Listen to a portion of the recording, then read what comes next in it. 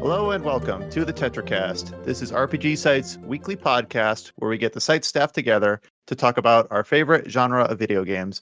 We're sitting ahead of possibly some of the craziest weeks of the year when it comes to gaming news, but none of it has quite landed yet. Like a lot of it is literally starting like next week or even like later this weekend. We had a few table scraps like literally late last night that I might have to ask Adam and Josh about.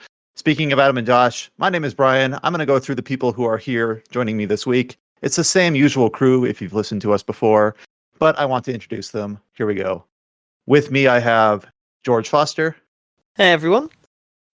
Josh Torres. You guys registered for E3? What does that mean this year?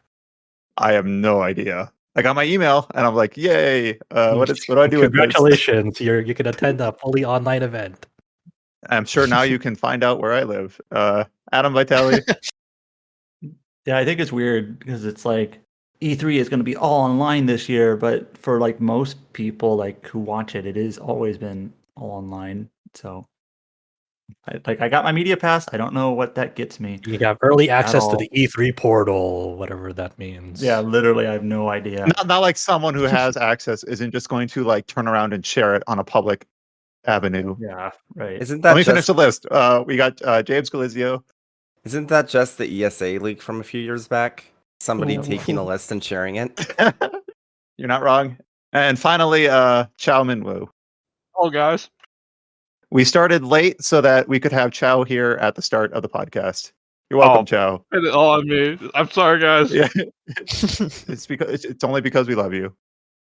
Like I kind of gave at the intro, this week's kind of a bit of a weird week because a lot of what this weekend feels like is anticipation for like our schedules going into next week. I know some of us on staff have taken a few days off. Some of us have like tables ready to know when all the streaming events are.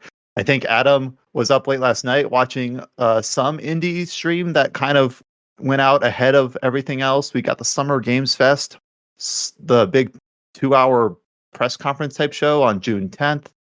Which is in the middle of next week at the time of recording. So we've got a lot of dates flying around. We got a lot of emails being sent out, and it's already a mess in some ways, and it hasn't really started yet.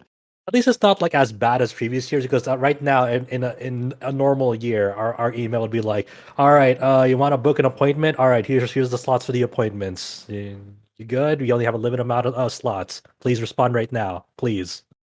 Yeah, and then locations changing and making sure like, okay, this fits in my calendar, but can I get from one building to the other side of downtown LA in an hour or whatever? Oh yeah, and the fun ones are like yeah, go meet me at like the 70th floor of this hotel. It's like, okay. Yeah. It's crazy in a different way. But I guess it's exciting also inherently alongside that. So E3 in person's fun.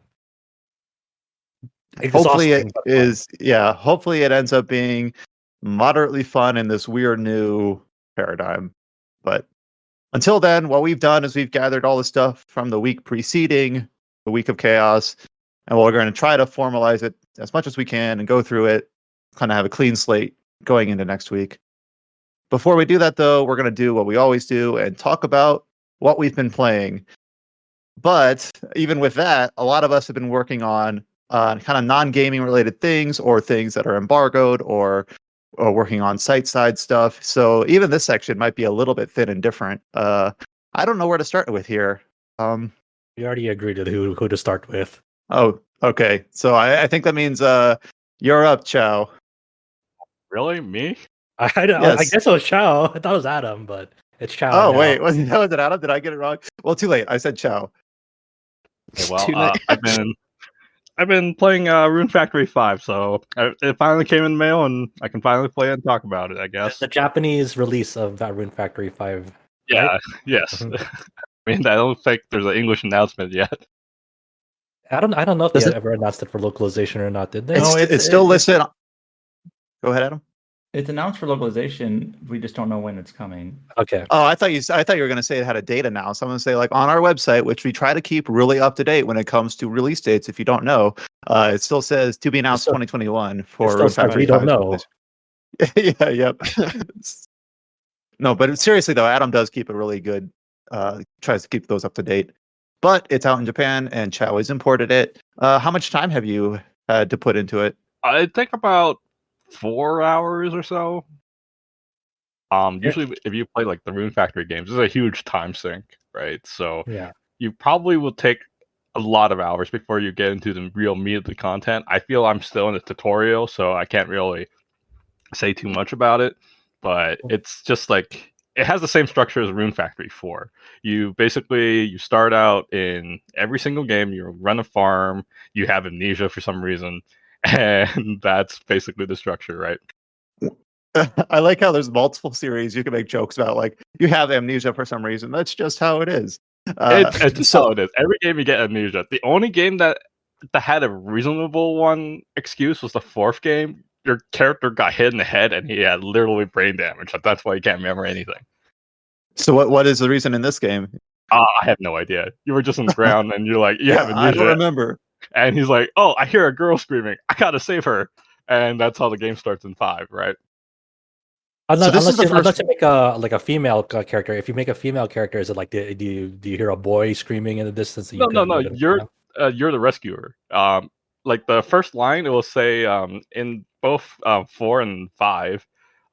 There's a line at the beginning. It will say boku or watashi. If you pick watashi, you get the female protagonist. If you pick Goku, you get the male protagonist. So it gets a little weird during localization. They have to like write a completely weird line, like this is how a boy will say, "I'll rescue you," or I don't know, "I'll come and save you," or something. I don't know. What are the? So I guess I imagine for when Rune Factory 5 comes over to the West, it's either going to be like newcomers like me that might give it a shot, or people who like have been with the series since like I imagine going to be like Rune Factory 4 special players.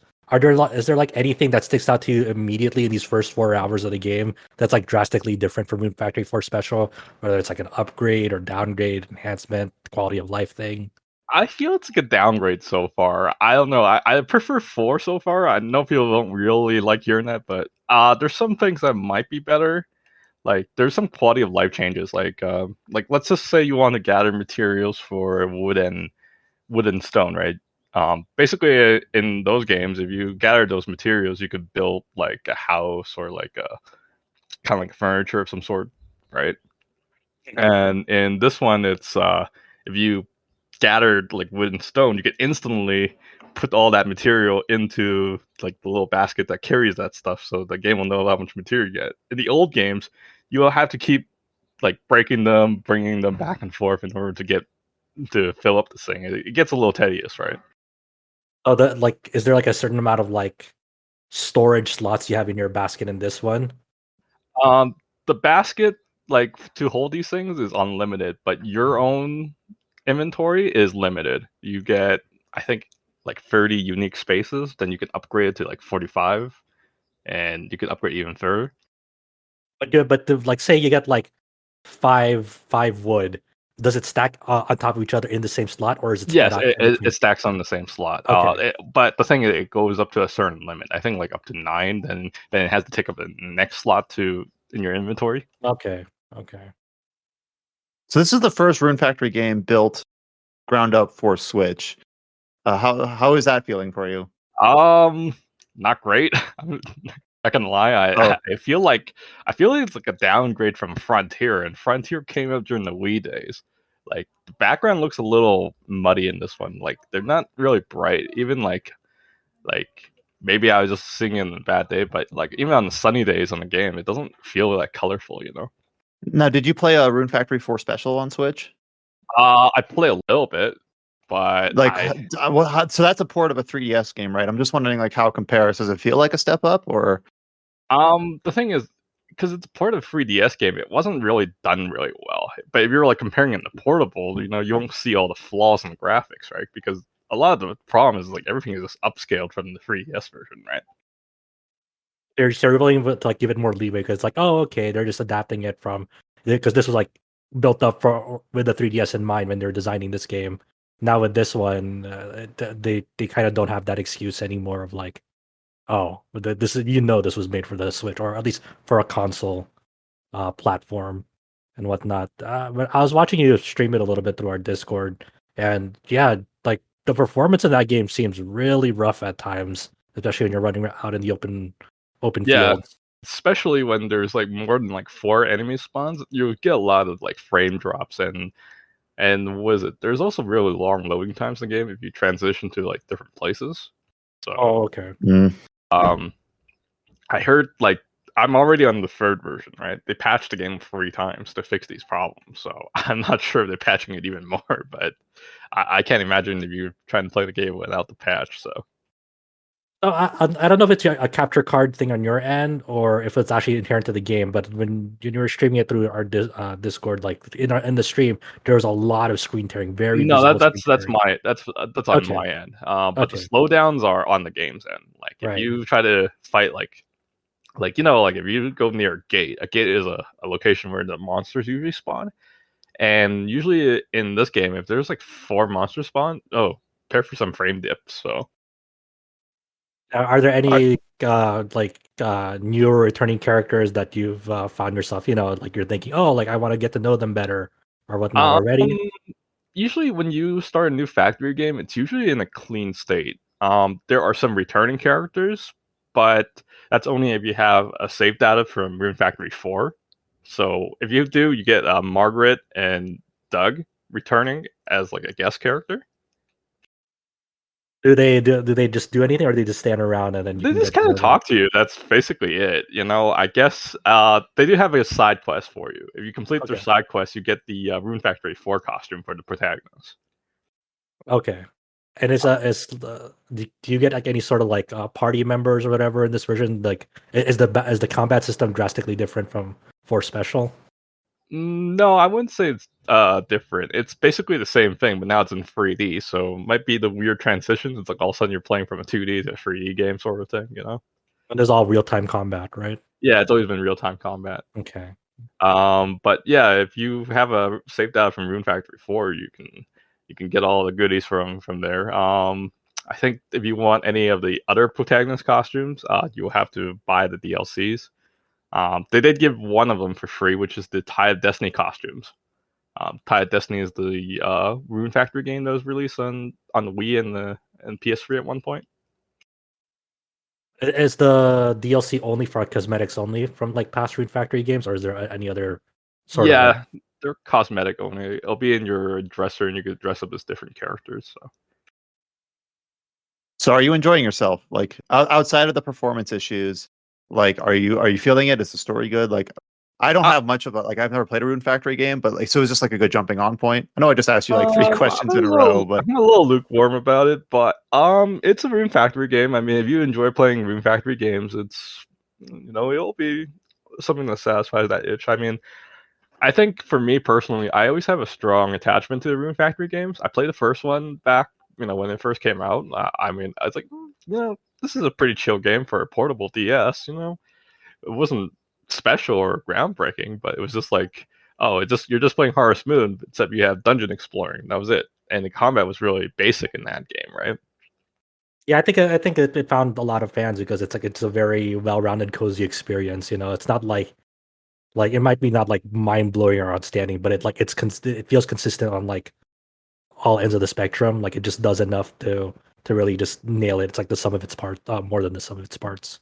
Yeah, and then around the third game it came out, then that's when they kind of improved the combat a lot. It was more fast paced. You could actually like do combos, and it feels more like a really action game. So that's when I think the series really took off when the third game came out, and then the fourth game just basically just took the third game and just did the exact same thing. But the problem with the fourth game was they added these events called the town events, and they are the worst thing they ever did to the series. But What are town events? Just like yeah, I briefly. was gonna say like yeah, like why what are they and why are they so bad? town events is it's kind of like a event to what's it? It's like a event that's triggered by RNG, and these event is required to see certain character backstories or for certain parts of the game to progress, and it is completely triggered by RNG. You have no control over it.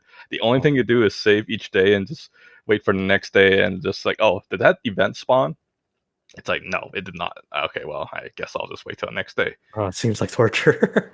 Right? Yeah. They did this to slow down progression because apparently people beat the third game way too fast, right? Because you just complete all the, like the girls, like was it? Each of your love interests will give you a request. If you complete all of them, it's like, ooh, you can marry the girl and you could go straight to the last boss, right? So I guess they find like, oh, well, people are just speedrunning this game, so we need to slow down the progress to improve more time sinks or something like that. And just to make it clear, like Rune Factory 4 already has plenty enough content that if that system wasn't in place, you'd still have like 50, 60 hours worth of game. Yeah. So, I don't even know why they thought it was a good idea. It's like I in my Japanese file for Rune Factory 4, I couldn't trigger one of the marry conditions to the love interest I wanted. Right? It's like I can marry this girl because her event never pops in.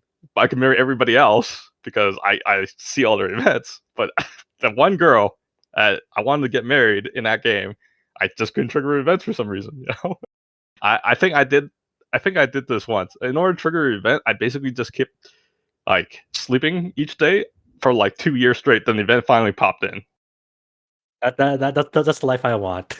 It's like, oh, now the event is here. It's like, okay. I think the worst part was like if you want to trigger the third story arc in the fourth game, you would need this town event to pop in too. The thing is, in 5, town events are back, but the thing is they made it less required in order to trigger certain things. So I guess that's a good thing. I know you're So they still took early on, but they took the idea and they just kind of softened it a bit, try to make it not so annoying in terms of the RNG. Yeah, well, I think the RNG is still there. It's just now it's not required to get married in 5. I think I see. that's how it goes because in order to get married in 4, you have to see all that character's town event to get married, right? So someone who hasn't played this game, like, is the end goal to get married? Like, can you can complete the game without doing that? You can. It's like, no, I think you the have to. You third have to get game. hitched. I think the second and the third game is the only one that requires getting married to get to the end game, because in the second game, when you get married, you play as the kids, like the next generation of characters, and Oh, I remember hearing about that. I think we talked about that in some context in a previous podcast. the problem was the next generation of characters doesn't have as well of a development as the first half. It's like they put all the work on the first half, but didn't put much effort in the second half of the game. So that's kind of like the problem with the second game. Like, once your kids took over, it's like, oh yeah, there's just not much to do, right? It kind of feels like a weird epilogue sort of thing. Well, the game is expanded a little bit when you start playing as a kid, but it's like there isn't like any new character much, and all these characters just just kind of static, and they're just kids, right? It kind of feels like this major event, like, oh, now you play as the next generation, but then just nothing comes out of it. Yeah, that's how I feel about the second game, right? Do you know if the similar systems in 5 yet, or are you just not that far? No, there shouldn't be that, but you can have I think you can have 3 kids in this one, but like I don't think they affect the game at all, right? As the other games. The third game, you're required to get married to fight the last boss. So basically, basically when you get married, your wife gets kidnapped. Just like in real life. Your wife gets kidnapped, and that's and your goal is to defeat the bad guy that kidnapped your wife, and that's how the third game goes, right? The fourth game is just like it's not required, and but the problem is there is one town event that is tied to trigger one of the story arcs. So if you don't tie that, you can't start the third half of your game. So it'll be interesting to see when this game finally does get announced for localization, and then we'll have one of us probably playing it like under embargo, and we'll have to be like, pretend we never heard Chow talk about the Japanese release of the game. Oh, we'll just be talking about the Japanese release, obviously. Yeah, like referring to. Yeah, we've got our ducks in a row. Like that's all we're talking about. Always kind of a weird line that you have to thread with these like staggered releases across regions. Surely by that time, it'll be running on the Switch Pro, this rumored Switch Pro, and performance will just be perfect, flawless. Buy a new console to solve all your performance issues. Yeah. Well, there's a certain new console version of a game that did solve one major issue that we might talk about later. Hint, hint. Did you have any other final comments on your time with Rune Factory 5 so far? No, I don't think so. I mean, I could talk about some of the characters, but I think this character that I really like so far is this character called Fuqua, and what she is like this girl or animal werewolf sort of thing, and Cat lady. yeah, it's sort of. You've probably seen it on my stream, and she's like, "Oh yeah, it's like she doesn't speak human language; she speaks gal language." I'm like, okay, Oh, okay. they're like, How do you? it's So like, do you how do you communicate, like, communicate with her? It's like you look yeah. at her eyes. Oh, okay. You know what? Obviously, they'll just localize it as doggy speak. Oh damn. Hmm. Can you marry her? Yes, you actually could. Oh, cool. For those that would be interested in that, there you go. All Yeah, right, that's the so- final comment of Rune Factory 5. No, what a great comment. Out of left field, I wasn't expecting it, but memorable. But yeah, I will be interested once you get further in the game to see like how you think of it once you get into like more the mid and end game progression and start to get really into the, more difficult stuff. All right, so now I'm going to go over to what I guess Josh thought we were going to start with, but I didn't get the memo, so sorry. Adam, so I know you had originally planned to play through some like Nier Replicant remaster and a few other things, but then you got sidetracked by a certain project. What have you been doing the last 7 days? Tell us about what you had been working on. Well, the main thing I got sidetracked by was work, but the other thing I got Besides that, sidetracked we can't talk about that here. Yeah. So basically, I built my current PC in 2017. And after that, like the last few years, there's been like a huge improvement specifically in like CPU performance, like staggering improvement in terms of all the processes and all the calculations that can be done. And I've actually have started to notice games where I was getting like CPU restricted. For example, like Assassin's Creed Valhalla, whenever I was in a city with a bunch of NPCs, doing whatever all these NPCs do, it would like just really chug. And it wasn't like visual processing that was the problem, not my GPU, but it was, like CPU computational stuff. So I decided to build a new PC. Well, that wasn't the plan originally. The plan originally was just to update the PC, but then I kind of just over time I decided, you know what, while I'm at it, I'll get a new GPU. I'll get one of these cool PCIe 4.0 compatible SSD drives for the really high, really fast loading. Yeah, now you have no reason for a PS5. Yeah, now I'll get 64 gigs of RAM instead of 32 gigs of RAM. I'll just update I'll get a 6 terabyte hard disk drive because why not? Well, and then eventually, well, part of the reason why you ended up going down this route is because you switched from like a previous generation Intel CPU to a Ryzen one, so you had to get a new motherboard, and you wanted to fit that in a new case, which kind of ended up just dovetailing into might as well just basically literally I just built a second PC. Like the one I was using is still completely intact, and I could boot it up right now if I wanted.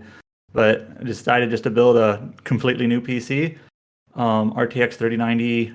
Ryzen 5900X. Oh, you got a 3090? So you're joining James in like the bleeding edge area. You guys you guys got the Wonka's golden ticket.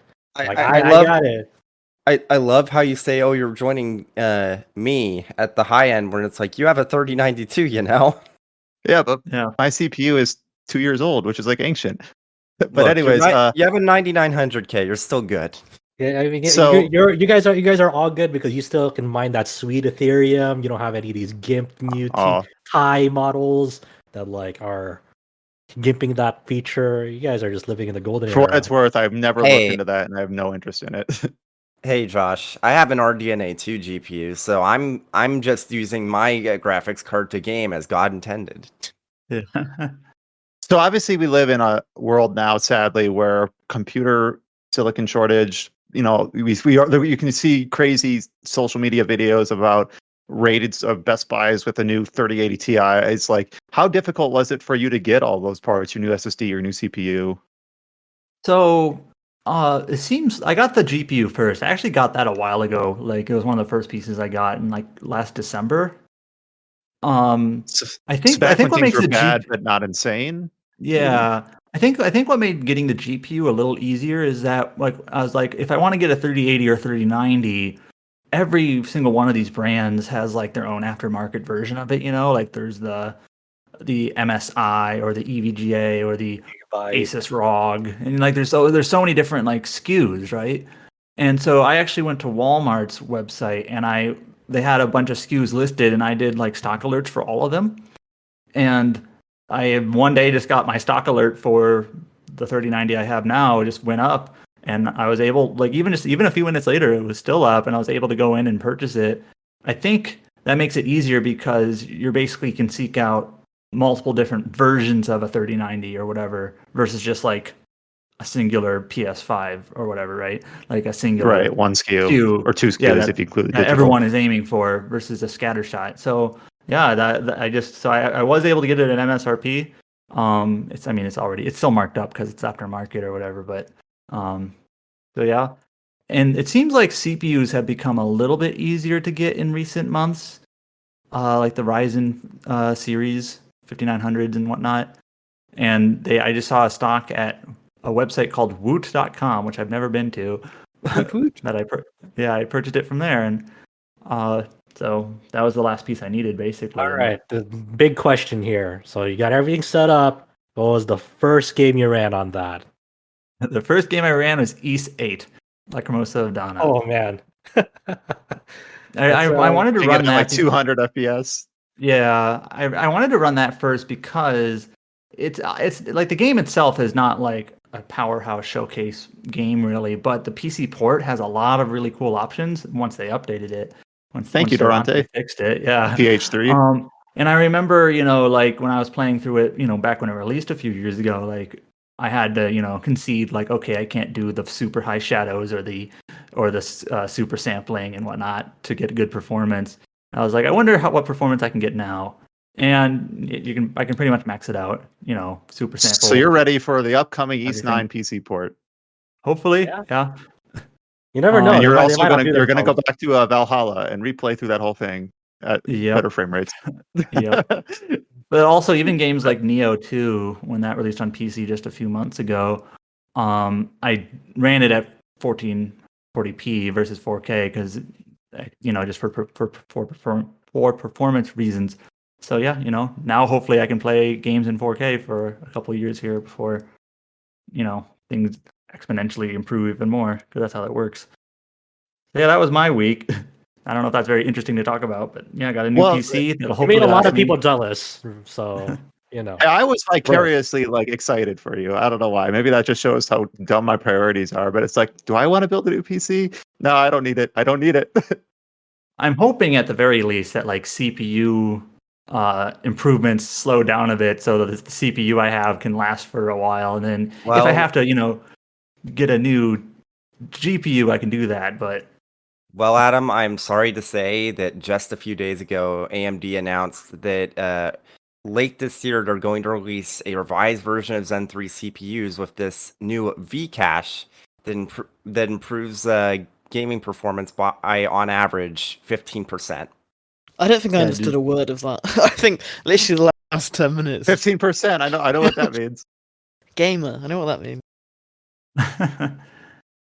I mean, that just comes with the territory. Like there's always going to be something new. Again, we're still waiting for the George PC build stream or our feature. So am I. when they can be, I'll maybe do it. I like my little Chrome. I'm actually I've only built 2 PCs, and it's one of those things where it's like even the second time I did it, it's like I almost felt like I had no idea what I'm doing, but kind of just take it slow and read the manual and you figure it out. I feel stupid every time I build a PC. Even though it's kind of self-explanatory, it's like I just have bad luck with technology in general. The one thing that actually caught me off guard this time was this is just dumb, but when I was going to boot it, I had plugged in my monitor into the motherboard because that's what I had done before with an Intel CPU that had integrated graphics. and I kept getting the error that was basically like no visual output. I was confused, like, why isn't this working? It's plugged in. Is my motherboard dead? Ah, shit. And then I realized that Ryzen CPUs, or just the one I had, doesn't support that. So like the motherboard output literally wouldn't do anything. And I had to plug it into my GPU. It was like just literally plugged in the wrong spot, but it like stumped me for like 10, 15 minutes. Like, why is this not working? That's kind of the horrors of like even just PC building, but also a like PC error you may have. It's like this could be like 20 different things. Yeah. Yeah, at least you didn't get to the point where you got to turn it on. And the worst feeling is like if nothing turns on, that just kind of tells you, oh, I missed a plugin somewhere, or like I'm forgetting something. It's when you turn it on and like the fans spin for like a second and then shut off. And that's when you're like, oh shit, something bad. So at least you avoided like the worst case scenario. So Also, it is kind of like, go ahead. The most difficult part of setting up the PC was once I had it all built together, syncing my Xbox controller to it. That was the most frustrating part, was the syncing. Well, if that's I'm kind of joking, but it is stupidly it's like, weird. why is this so difficult? So troublesome. Why do you so take difficult? so long? Like I had to, you press the sync buttons like exactly how they tell you to, and like it doesn't work like 7 times in a row, but the 8th time it works, and then it works from then on. So this is I have no idea. That exact issue is still why I went back to just playing wired on a controller for PC. Yeah. It's the syncing is I don't understand. Like it just doesn't work, and then you do the same thing over and over, and eventually it does. Like, okay, sure, whatever. The next time there's this big like Cyberpunk 2, if anyone's interested in that, you get to play it because you're the only one that'll be able to run it. Well, I haven't played Cyberpunk yet, and I plan to. I know it's got mixed reviews and reception, but I figure once it's patched up a bit, at least give it an academic. Yeah, I've heard the PC version's the only one even worth even thinking about. Right. So, yeah, eventually.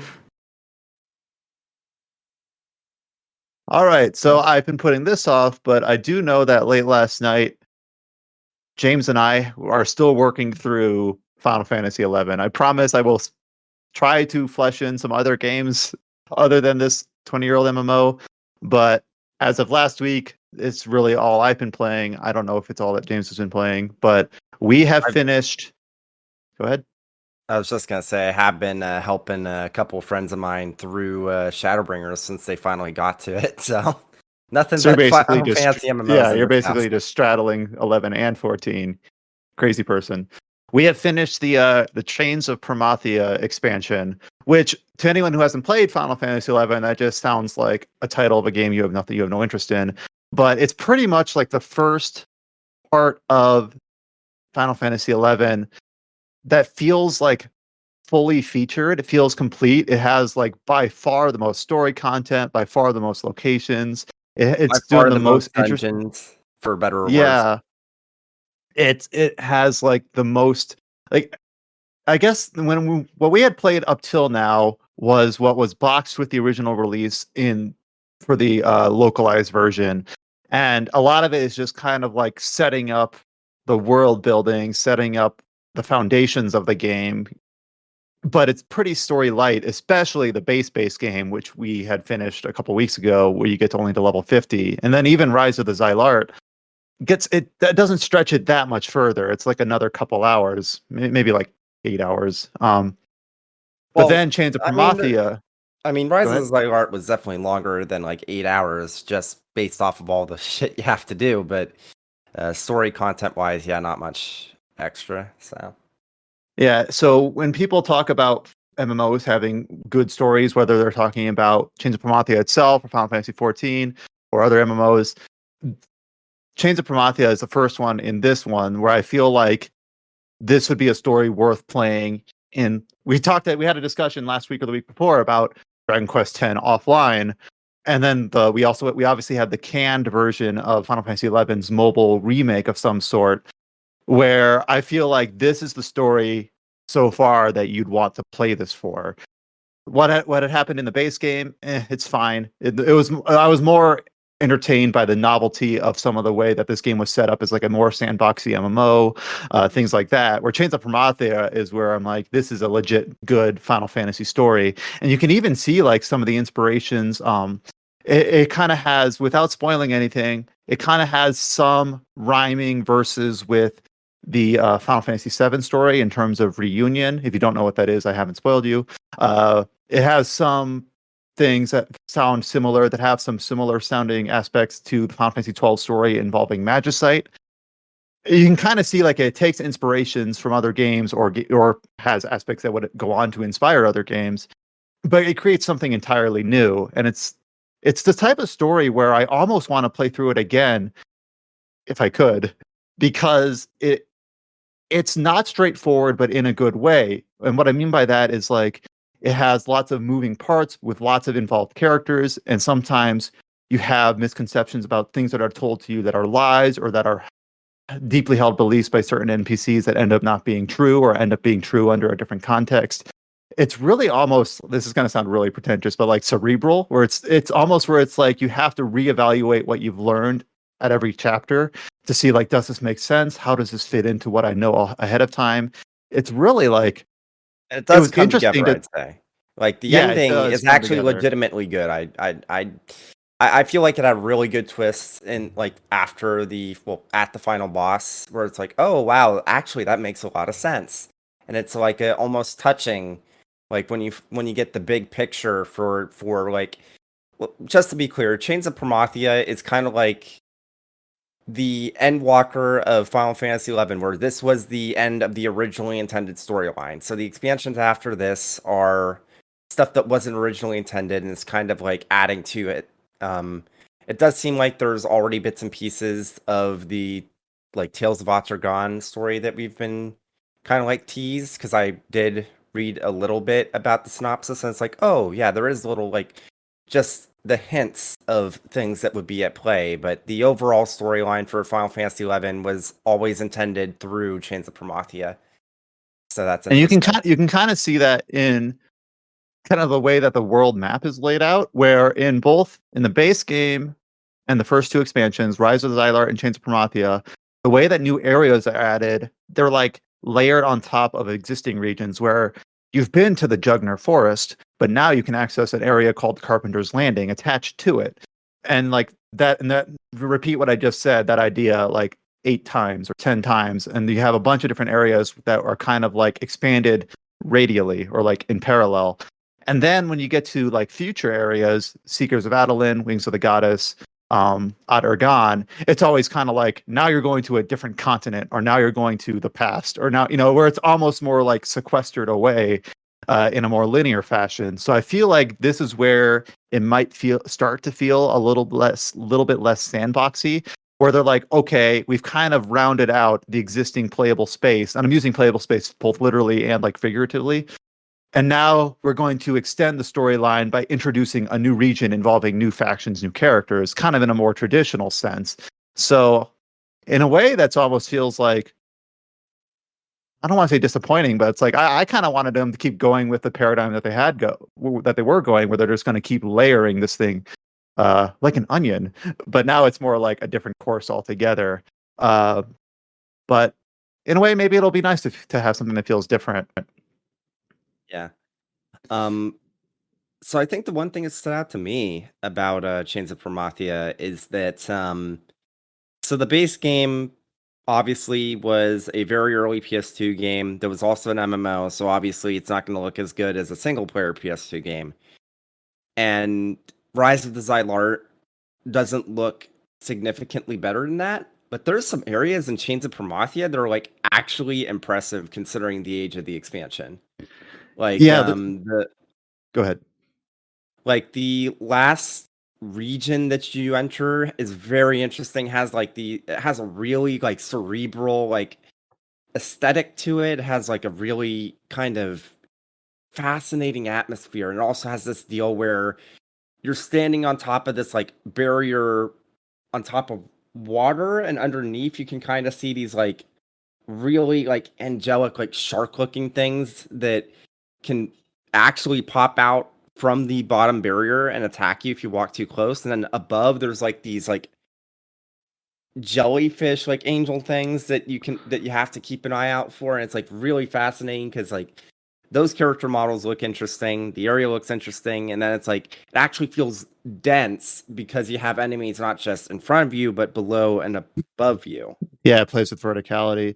And it's kind of weird because it is it's subtle enough over time that you don't maybe realize like how the fidelity of the areas and the animations and the character models is increasing. But then you go back to like some of the very base game areas, like right outside the cities, and it's just flat textures and bare terrain with enemies just like dotted around, just like patrolling in circles, where it's just like, oh, this is quite a market improvement from where you start.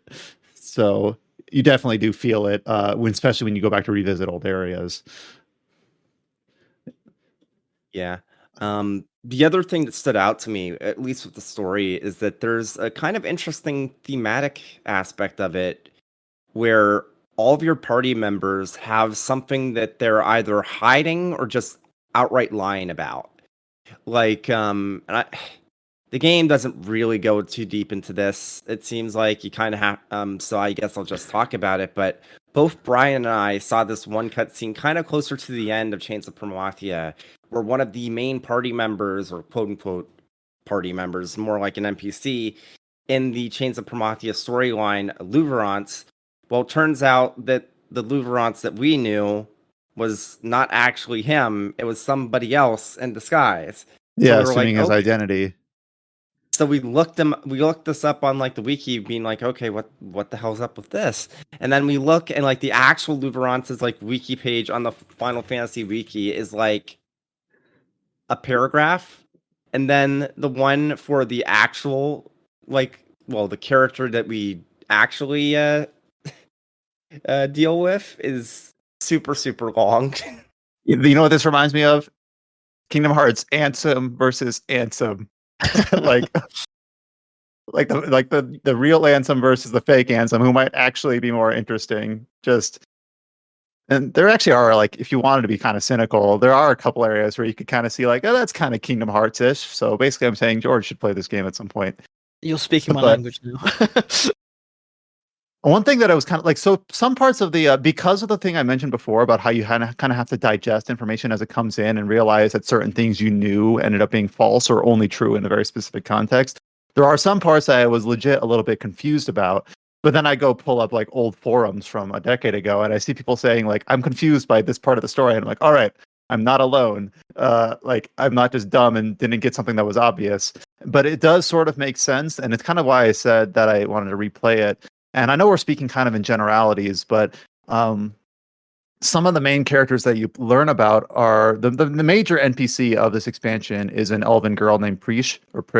And she is an important enough character that she ended up being the representative for the game in Dissidia Duodecim alongside, I believe, Shantoto, who was just a kind of a basic character from the base game. And she kind of has like this, I don't want to spoil anything, which sounds silly because I'm like, it's like making the assumption that a ton of people are going to go ahead and replay through this game. But she has kind of like a lot of different character traits into something that's kind of unique, where she is a younger character. So you say like, ew, child character in an RPG. But then you learn stuff about her background, that explains why she appears the way she does, but she still kind of behaves in a way different from the adult characters. She has this relationship with this other elven girl named Ulmia, who they have kind of an interesting background where they've known each other for a long time, but not as like a standard acquaintance. They have like a very specific details to the circumstances of how they know each other. And you kind of learn this where you see a cutscene and you're like, that doesn't make any sense. Like, why does this appear this way? This event that happened 10 years ago. And then you learn something a chapter and a half later that kind of puts it under new light. And you're like, oh, now I kind of want to go back and like reevaluate what I learned back then, because now I have the necessary information to digest it. So it's very kind of like a non-linear storytelling, even though the chapters go in a straightforward order.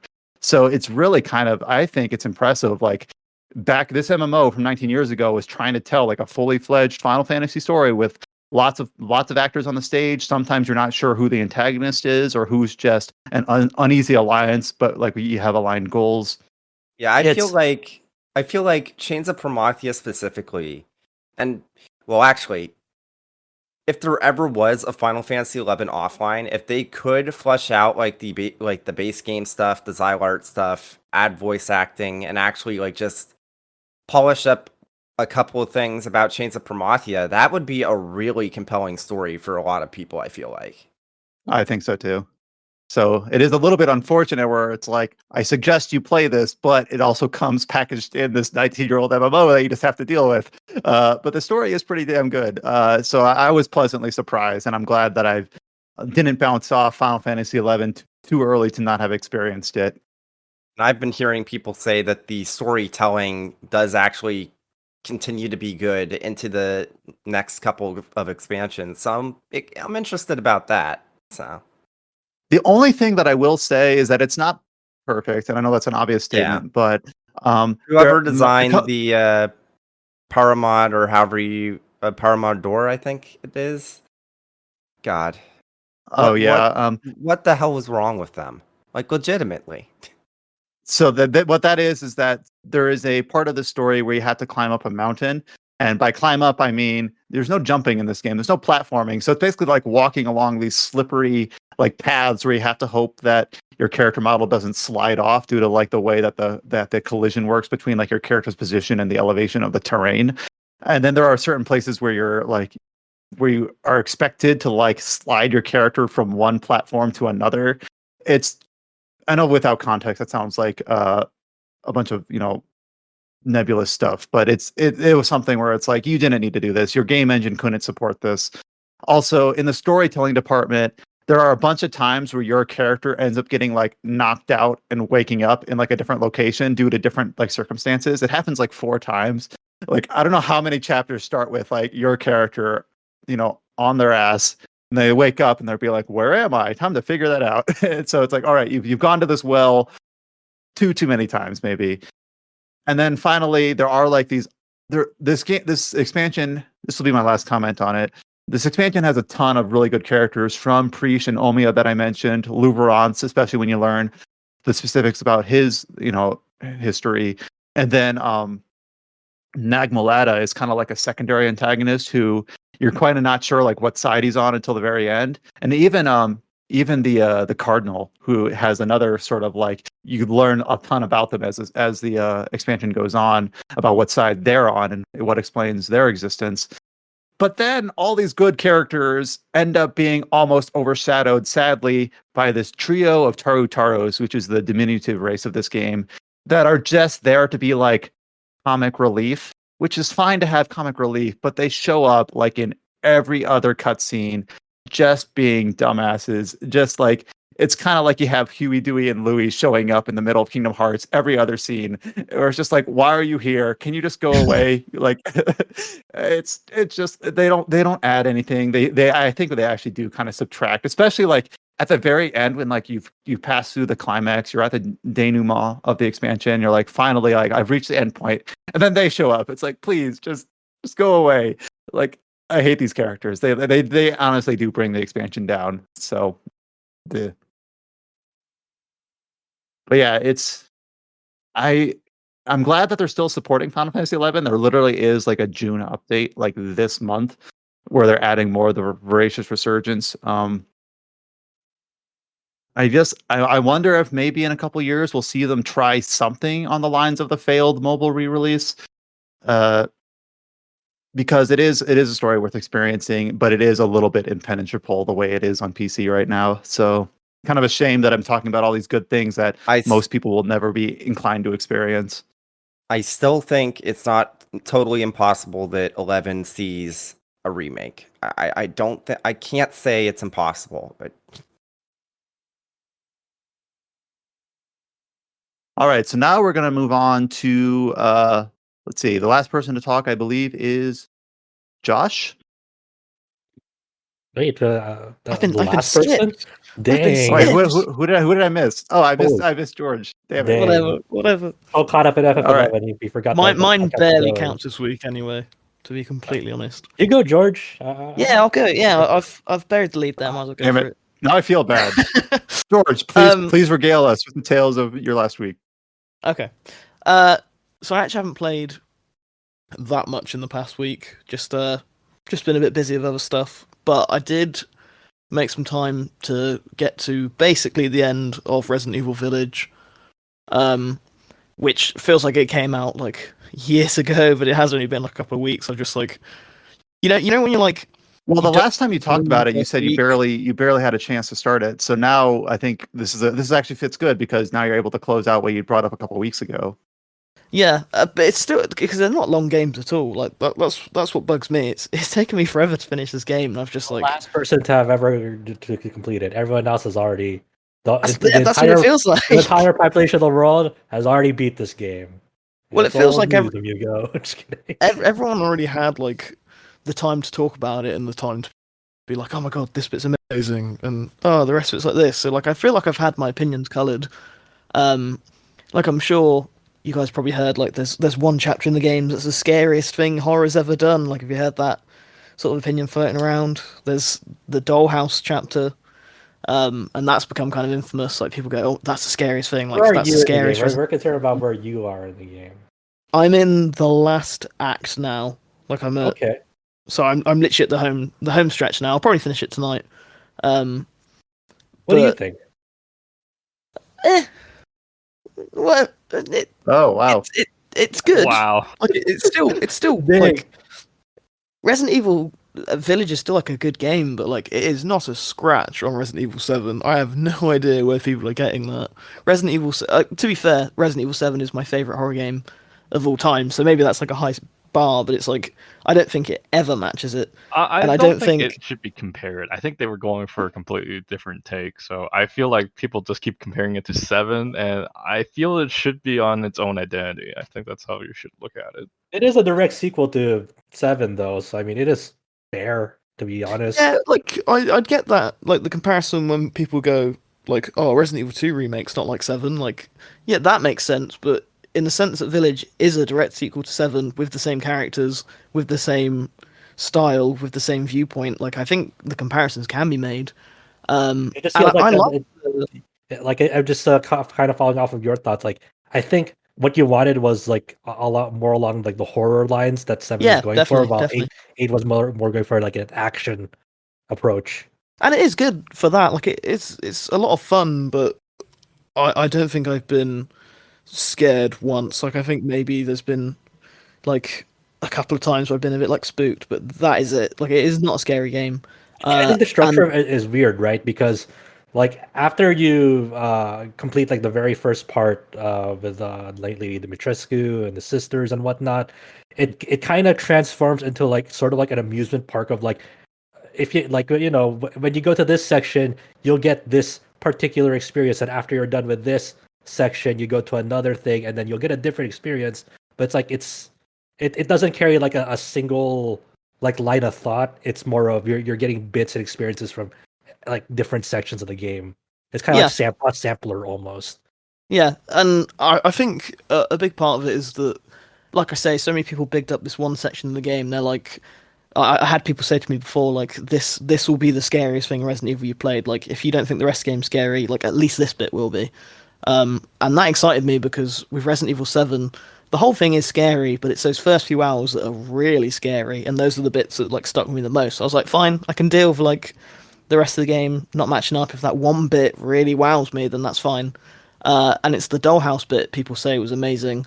And I just don't get it. I like, it was a little bit creepy, and the enemy, which is like this big, like, gross looking baby thing, like, it is a bit creepy and it's a bit like, ooh, wow, but like, it's like 20-minute section, then it's done, and I walked away from it like, oh, okay, so that's the scariest bit of the game, and it's done. And like by that point, you've already done like one of the big boss encounters, so like you've kind of got like a nice arsenal already. Like you've already got a bunch of weapons, and they take away your weapons for the dollhouse bit. So I guess maybe that's where some people are coming from, but it just didn't do much for me. Like, I feel that's the scariest bit in Resident Evil 8, and I feel that one scene alone is scarier than everything that Resident Evil 7 has to offer. But Resident Evil 7 is an entire horror game. That's how I looked at it. It's like, oh wow, Resident Evil 8 is not a scary game, but their one creepy scene is scarier than anything in Resident Evil 7. That's how Nice. So this is the so let me go ask you, Chow. Did you know anything about the dollhouse going in? Did anyone tell you anything about the dollhouse bit going in? No. So that's the thing. I think this is where the big Yeah, divider is. Yeah, like George unfortunately got like preconceived notions because he already got like out like from colleagues, from friends, whatever, like like hyping this game, like this part about it.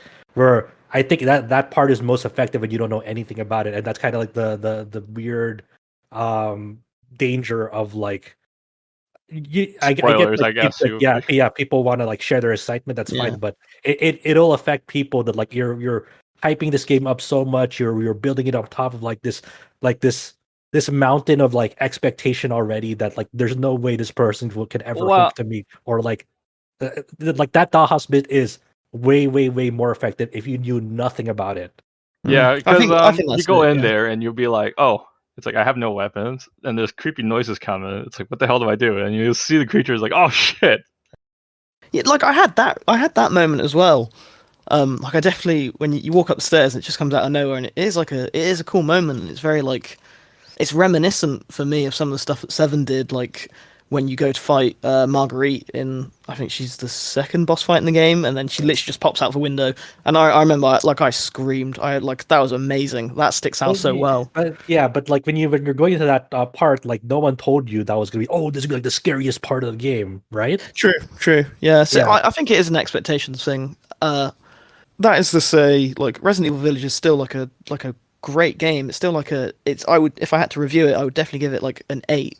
But it's just again, it comes to a place of like Resident Evil 7 got me into horror games, and it makes it a genre that I get excited about now. So like Village probably had no chance of ever living up to that. Like it's still a lot of fun, and I will finish it, and I probably will go for it again on Madhouse or Hardcore, whatever they call it this time. But Like yeah, Village of like Shadows this time. slightly let down. But again, don't take that as like, oh, Resident Evil Village sucks. George didn't like it. It's like George had unrealistic expectations that weren't met. Take What a this whole- surprise! That happens every Yeah, week. listeners should just take this whole bit as a case study. It's like if people around you want to hype up something, say keep it to yourself. I want to get to it and experience it in my own way without any preconceived notions. Exactly. Agreed.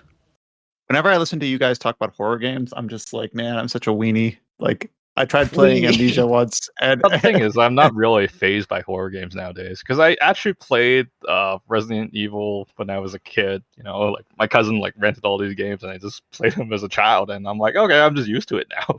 It's like it's not creepy at all.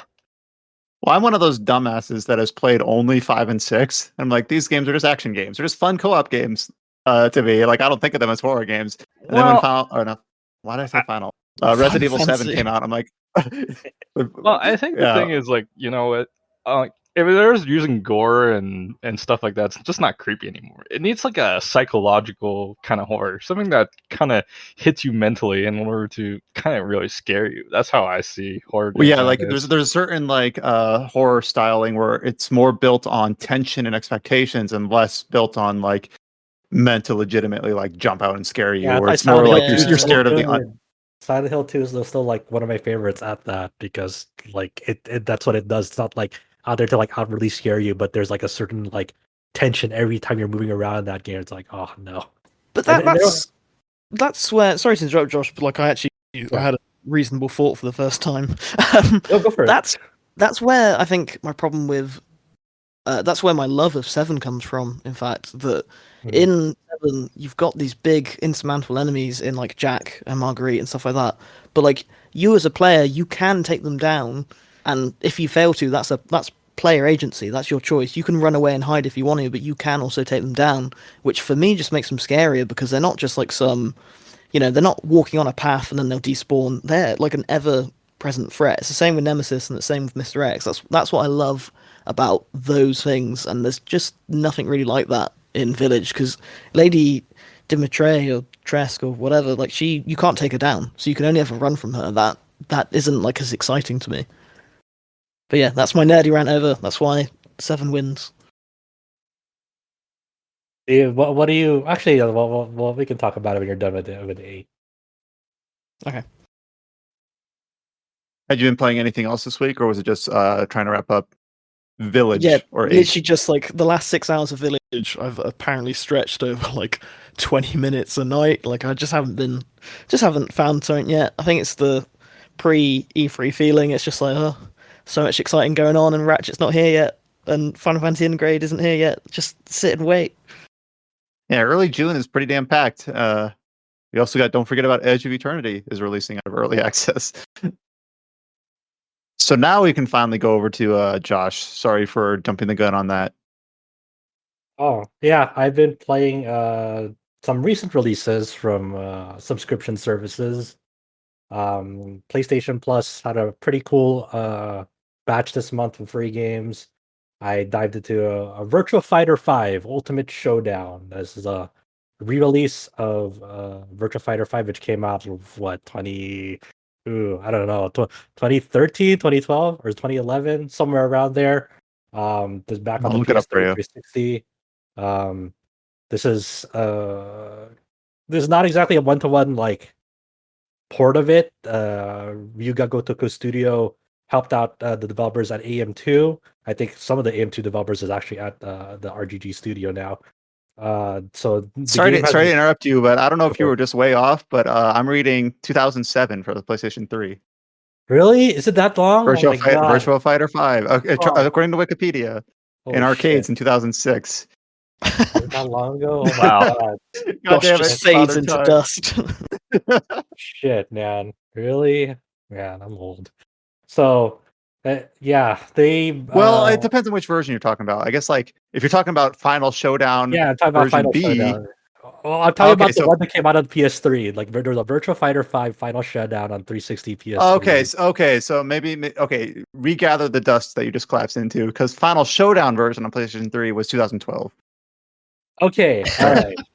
I was like, no fucking way, dude. I don't play fighting games, so the fact that like I'm looking at the Wikipedia page here and it has like 20 different release dates because it's version A, version B, version Okay. C, Final Showdown version A, Final Showdown All version right. B, and then I where we've arrived this month at Ultimate Showdown. thought I was All right. going crazy. I was like, I'm sorry. okay. I didn't mean to like scare you. Well, fighting games are the only games that would sell a new patch update as a new game most of the time, right? Yeah, well, that was back in the old days. Now it's just patches, paid patches. So yeah, they recreated this game using the Dragon engine from RGG Studio, which was used on Yakuza Kiwami 2, Yakuza 6, Judgment. So a lot of the characters they sound like they're same general design, but they look very different under this engine. They kind of I'm not gonna lie, they kind of look like Yakuza NPCs that you would find like around Kamurocho now, which is they still look a good portion of them still look really good, but it's like you can really tell that it's the Dragon engine with this game. But it still feels like good old Virtua Fighter. You know, it's really funny for this game because this game only uses 3 buttons, technically 2, because you have a punch button, a kick button, and a guard button. That's it. And then so obviously you have like combinations of buttons. There will be moves where you need P and G, which is like those are the throws. And how throws are in this game aren't like in most other fighting games, because in most other fighting games it's like a forward throw, a backwards throw. This one's all out like, okay, some of them you have to like rotate the stick 360 degrees a certain way to get this throw, and then the certain throws will chain into other throws, or like there'll be situational throws where like when someone puts out a punch or a kick, there's a certain throw command to like catch their incoming attack and whatnot. So it's relatively one of the most technical fighters out there, despite only having 2 to 3 buttons. So it's a very hard game to like master. Very difficult game to just learn like casually, like to get to like wrap your head around what's going on. But there's a certain like flow to it that I really enjoy because it's so delicate and intimate, even though it looks simple on the surface. It's that like everyone controls very differently because everyone, like my main Aoi, she's like an Aiki Jujutsu character, so she represents that fighting style. Or I think Akira had what was his? What was his? Was it Aikido? Uh, But and I think it's so cool that like the way they kind of like replicate and represent these like real martial arts in the game. It's really fascinating. Unfortunately, like the big downside with this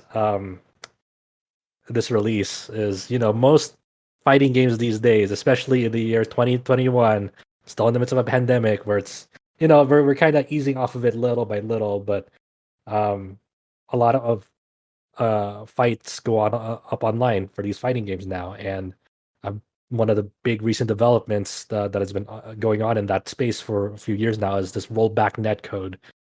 Because it really eases up on the lag. It's not like your traditional delay-based netcode from back in the day, where you can I really feel feel like lag spikes and whatnot. Go for it. I feel like you're not kind of giving the whole picture here. I mean, I'm gonna Rollback. go into it. I'm gonna go back. I'm gonna go into like what's going on. I'm Well, setting the stage here. Yeah.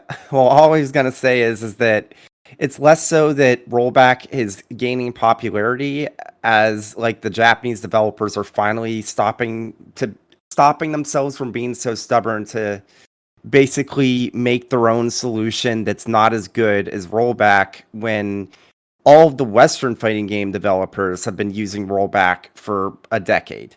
Well, let's give some context here, right? Because there's more to this story than meets the eye. Like, it's easy to say that, but when they were talking about giving interviews about this game, they literally started development on this game February of 2020, last year, and one of the reason why it was so hard to push for a new Virtua Fighter in Sega is, they didn't know it was gonna meet up to market expectations and whatnot, and the only reason they gave the green light on this project is for to celebrate Sega's anniversary. That was the big thing with the higher ups and there. So they had a very tight deadline. This game basically got greenlit on like the whole crux of like, okay, we will give you this amount of time. It has to release within this month, basically, because that's the anniversary.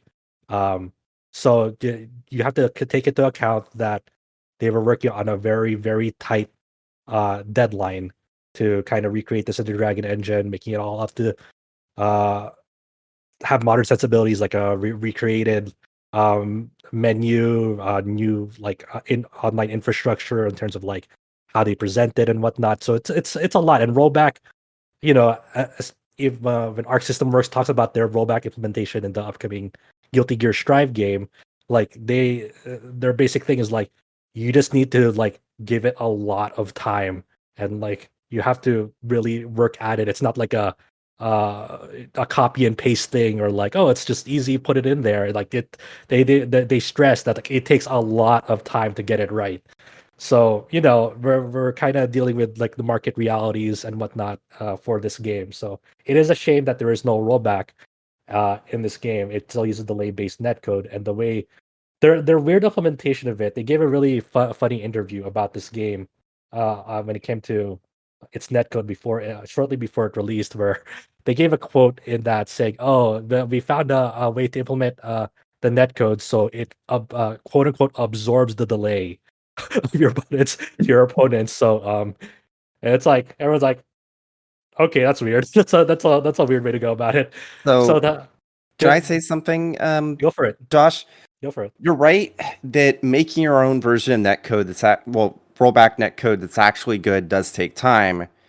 But the thing is that GTPO has public SDKs and it's on the MIT license. Oh, so here's the thing, because we're talking about a big Japanese company, and you have to really push that through the higher ups. And as a lot of people know, that like the senior management, especially at Japanese game developers, game development companies, are very stubborn about like external solutions, right? Because unlike games like Skullgirls or Power Rangers, them fighting herds that like are able to implement rollback like pretty easily at like their development cycles, they have less like barriers to like approve that. So it's one of those weird, unfortunate things. Like that's kind of the structure where smaller companies will have an easier time to go through that because they have less paperwork, less barriers to break through in order to get that implemented. Meanwhile, you have a big corporation like Sega saying, "Okay, we're trying to make the case here. Well, it's going to take a lot of time," and then and the only thing that the higher ups want is we want it on this anniversary, and that Yeah. it's It's just very unfortunate to me Yeah. because I mean, especially if they started development in February of 2020, I feel like the number one thing if you were gonna remake that game for modern fighting game player, like number one, roll back netcode. you would hope, but that's how it shook out, and hopefully Virtua Fighter at the moment does well enough, performs well enough, whatever metrics they're using to indicate failure or success for this game, to greenlight a brand new Virtua Fighter, and hopefully that'll have rollback in it from the get go. That's the hope at this point. Yeah. Their online netcode solution here is using what people have theorized and like have seen of this so far is they're using Google servers or relays that have distinct locations all across the United States. So there's 2 in Japan. There's a whole map of it. The unfortunate part is that it seems like some parts of the globe have very few Google relay servers or have none and have to connect to way further ones. I think Latin America and South America have to go to the California one if they want to play online for this. So there's definitely some regions of the world or some territories Wait a that'll minute. have a more. And hasn't Virtua Fighter historically been more popular in South America? I don't know. I don't know how the Virtua Fighter scenes. I know there's the people who stay true to it and are very, very good at it. That's that's the one net positive about this game in terms of the existing Virtua Fighter community, enduring for Virtua Fighter community, is that after all these years where they have to lug their PS3 and 360s around to play Final Showdown, now they have this version where they can just it's a way more convenient thing to set up, the older release. So at the very least, that community is well served. They do wanna this still feels like a very, even though this is weird because it's a free PS Plus game, and then there's I think the full release is $20 or $30 if you don't have Plus. It's still incomplete in the sense that there's basic online features like inviting a friend to a private lobby or a private room that's not implemented at all. You have to find a passcode or set a passcode, or they have to find you through the list to go play with your friends. So hopefully that's in the works of hey, patch that in very soon. What are you doing? This should be a core feature in the game already. It's just it's frustrating. I played roughly almost 100 matches ranked online. It's it's for my end, since I live in Southern California, I live very close to one of those Google servers for it. It's okay most of the time on my end.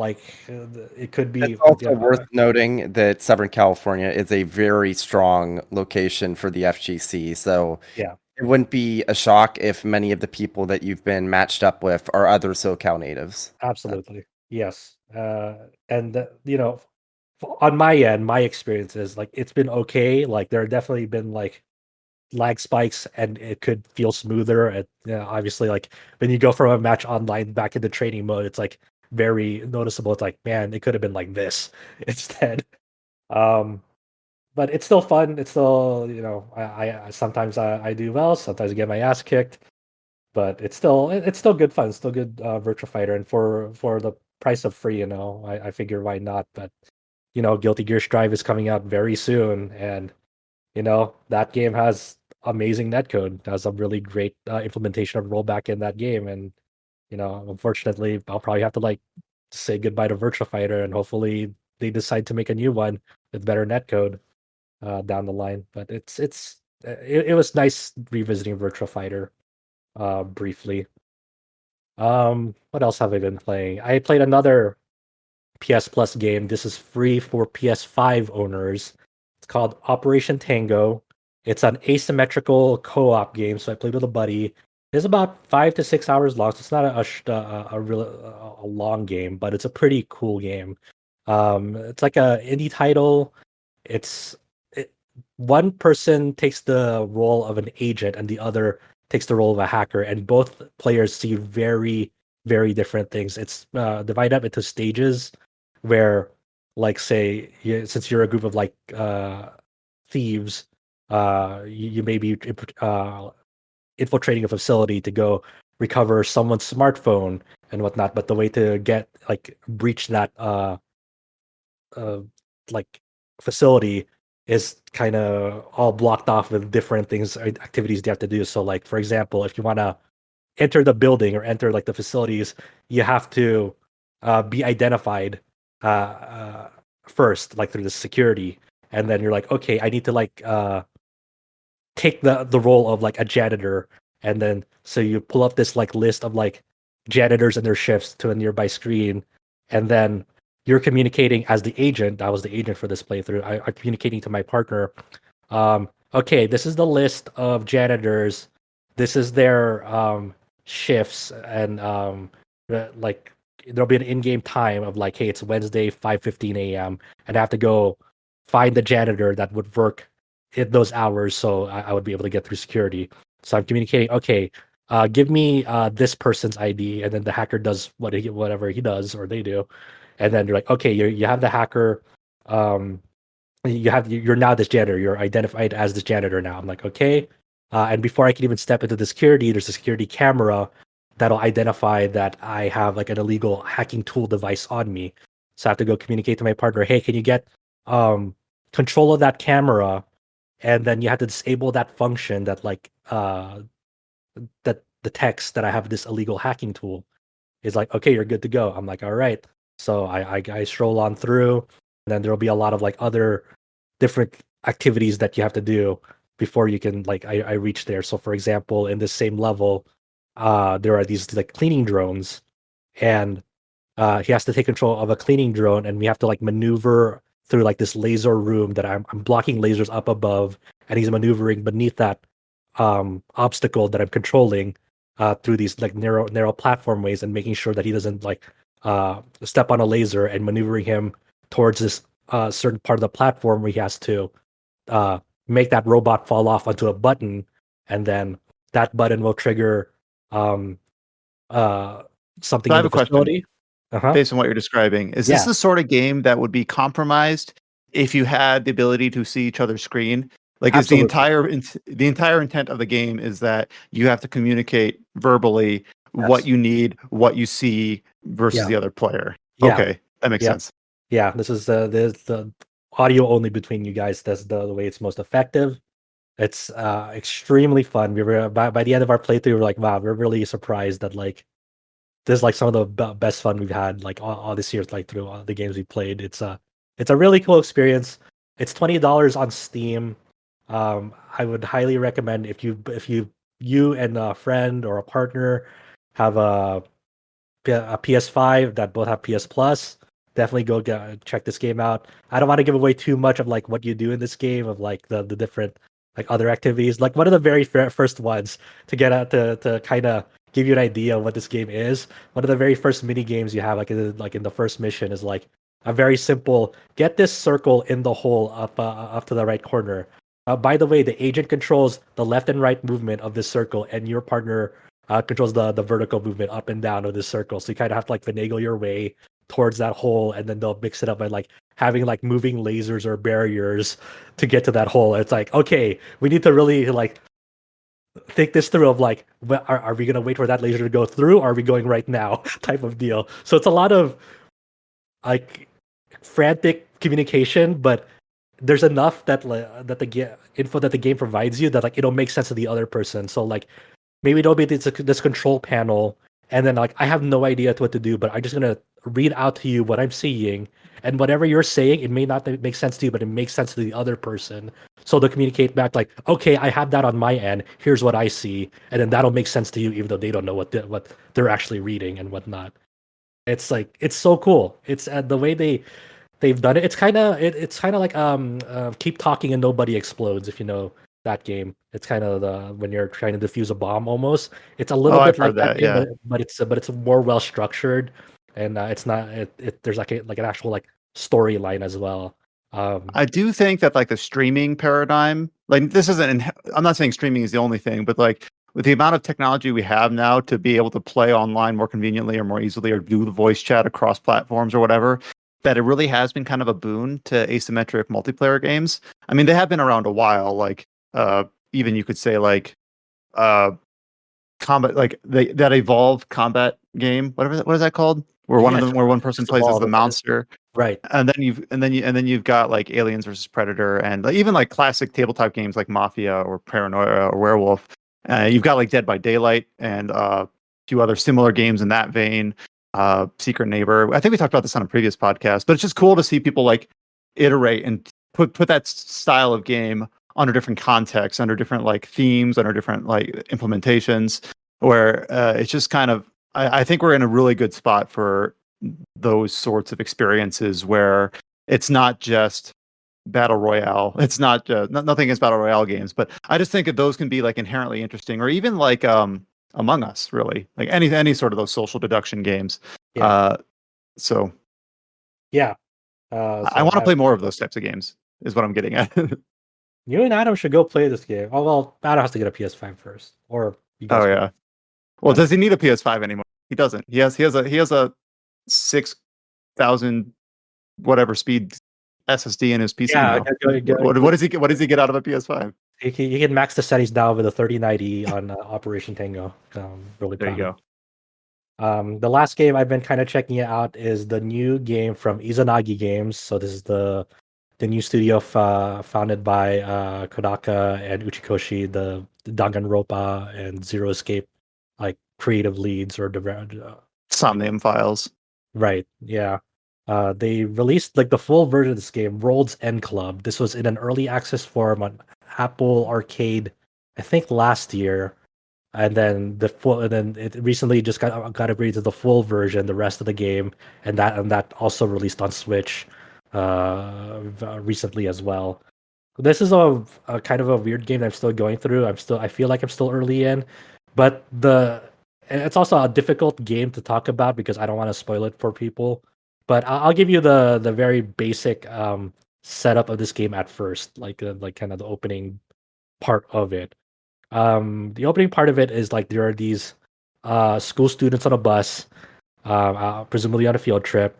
They're kind of all just doing their thing, and all of a sudden, off in the distance, something from the sky just like it's like kind of like a meteor almost kind of explodes, and everything is thrown into disarray, like all over the country. It seems like this is like in Japan, and when they wake up, they wake up at this underwater facility, almost like BioShock. They get out of these pods, and they learn that they're part of this game of fate.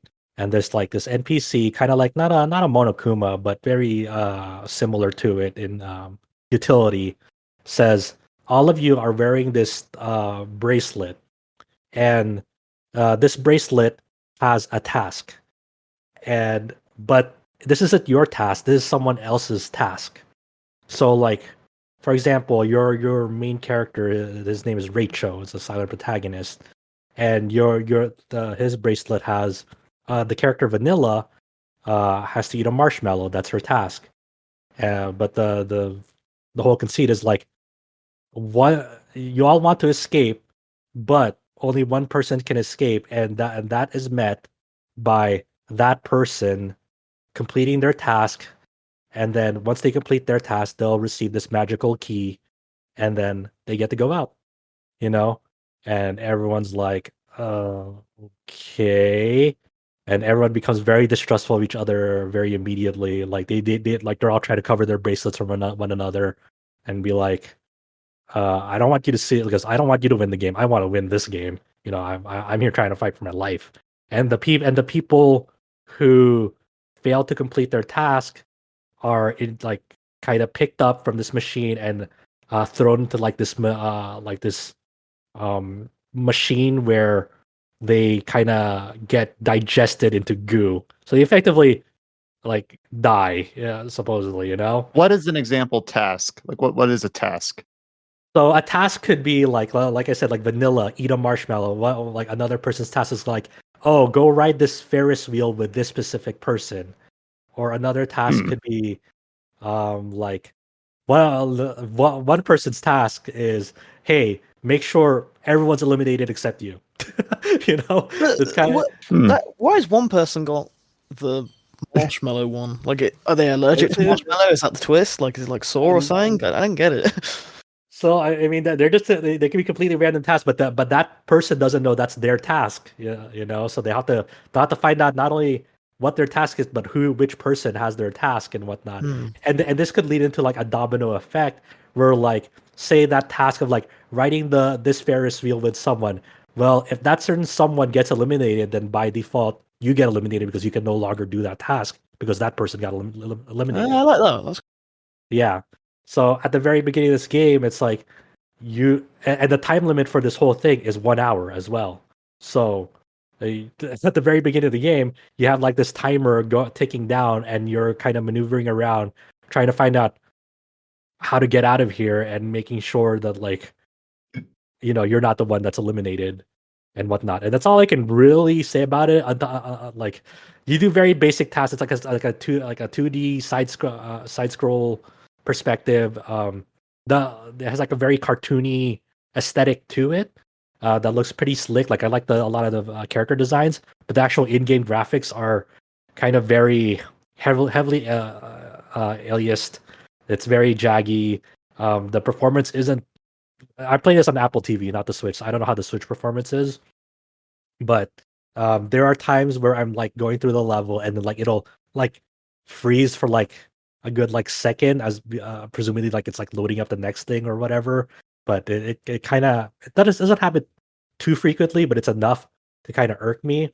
But it's very simple, like mechanics wise. You have your jump to get over obstacles. You can like move these platforms if you need to get over something.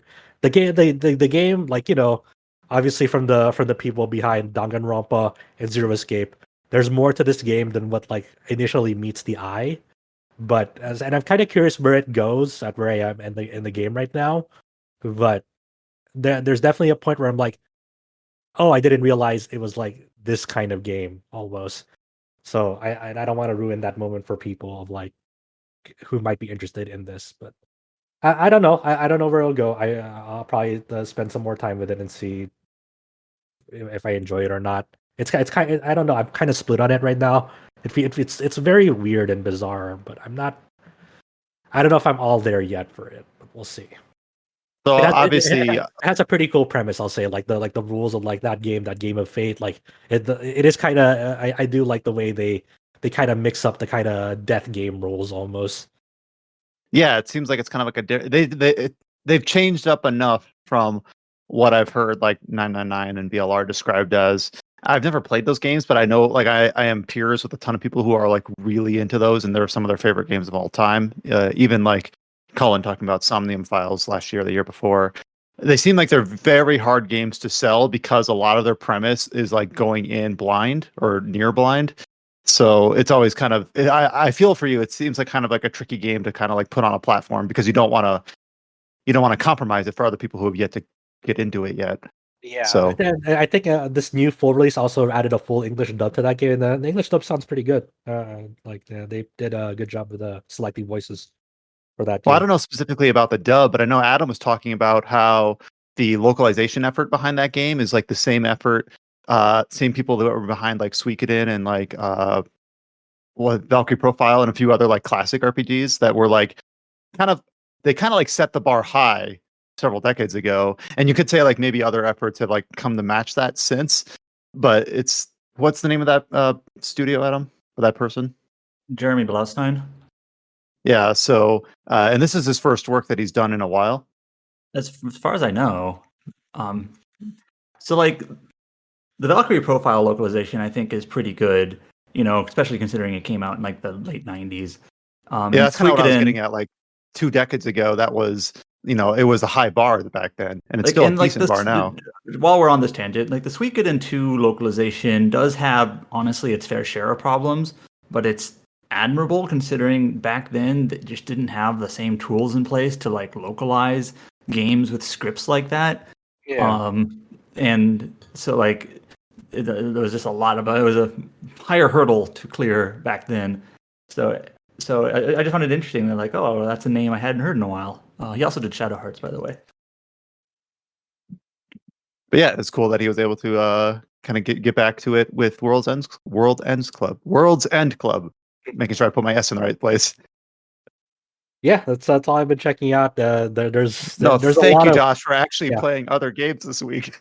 I know. Thanks, I you're do carrying like us on your back.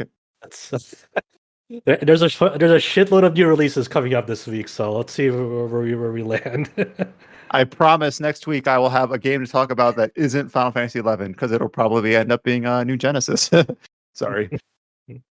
I did also just install 2 months ago. I did play through the Geofront fan translation of Trails from Zero. In late May, they did release their edition of Trails to Azure, and I did get that all set up. I haven't started it yet, but I am planning to get to that and trying to squeeze it in before I just end up underwater with new June releases. So maybe that won't happen. We'll see. All right. So with that said, we will go into the news of the week. There isn't actually a ton. Like I said, it feels like we're kind of at the calm before the storm, before the deluge of stuff's next week. But there are a few interesting things that were published out and a few interesting things that were leaked out. So we'll go through those. The first bit of news is actually a feature on the site that I want to highlight. Colin Black, who I did mention just previously, did put up a preview hands-on video for the upcoming Neo: The World Ends With You. So we put this up on our YouTube channel as well as a written post on the site. He was able to go hands-on for about 2 hours with the new release that's coming out in July.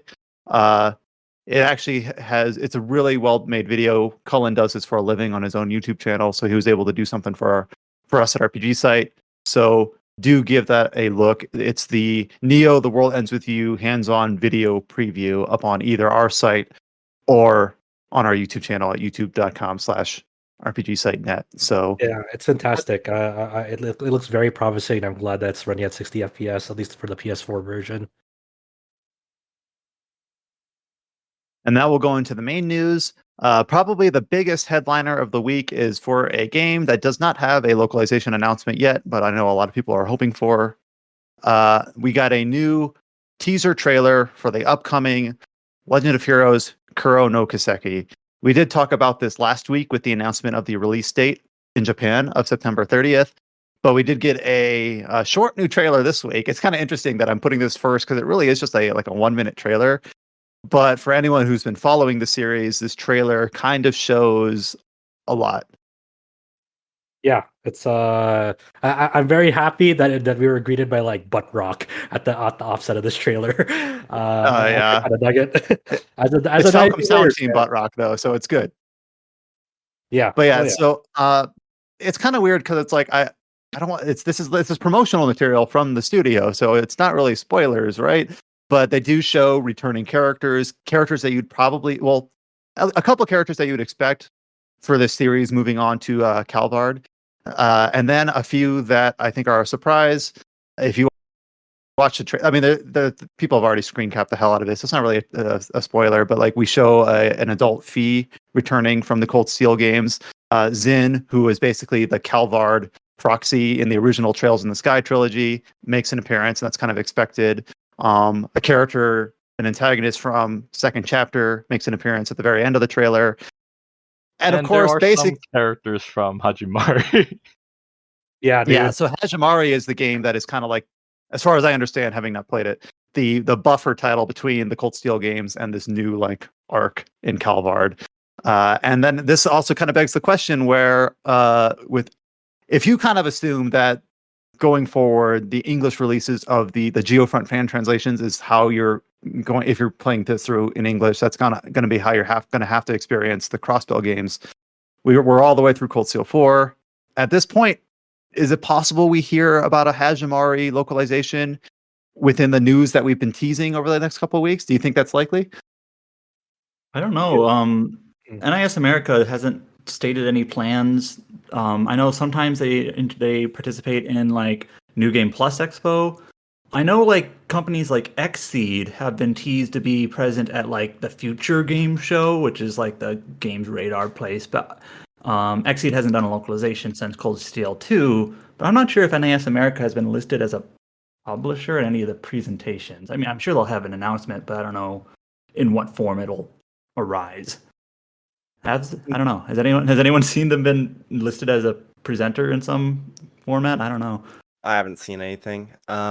There's some people in the community that seem to be considering the idea that maybe Clouded Leopard will end up trying to do Falcom localizations, which wouldn't shock me considering the series has already jumped ship before, and it seems like Falcom has a pretty close relationship with Clouded Leopard now, so who knows? Yeah, I mean, I can see that.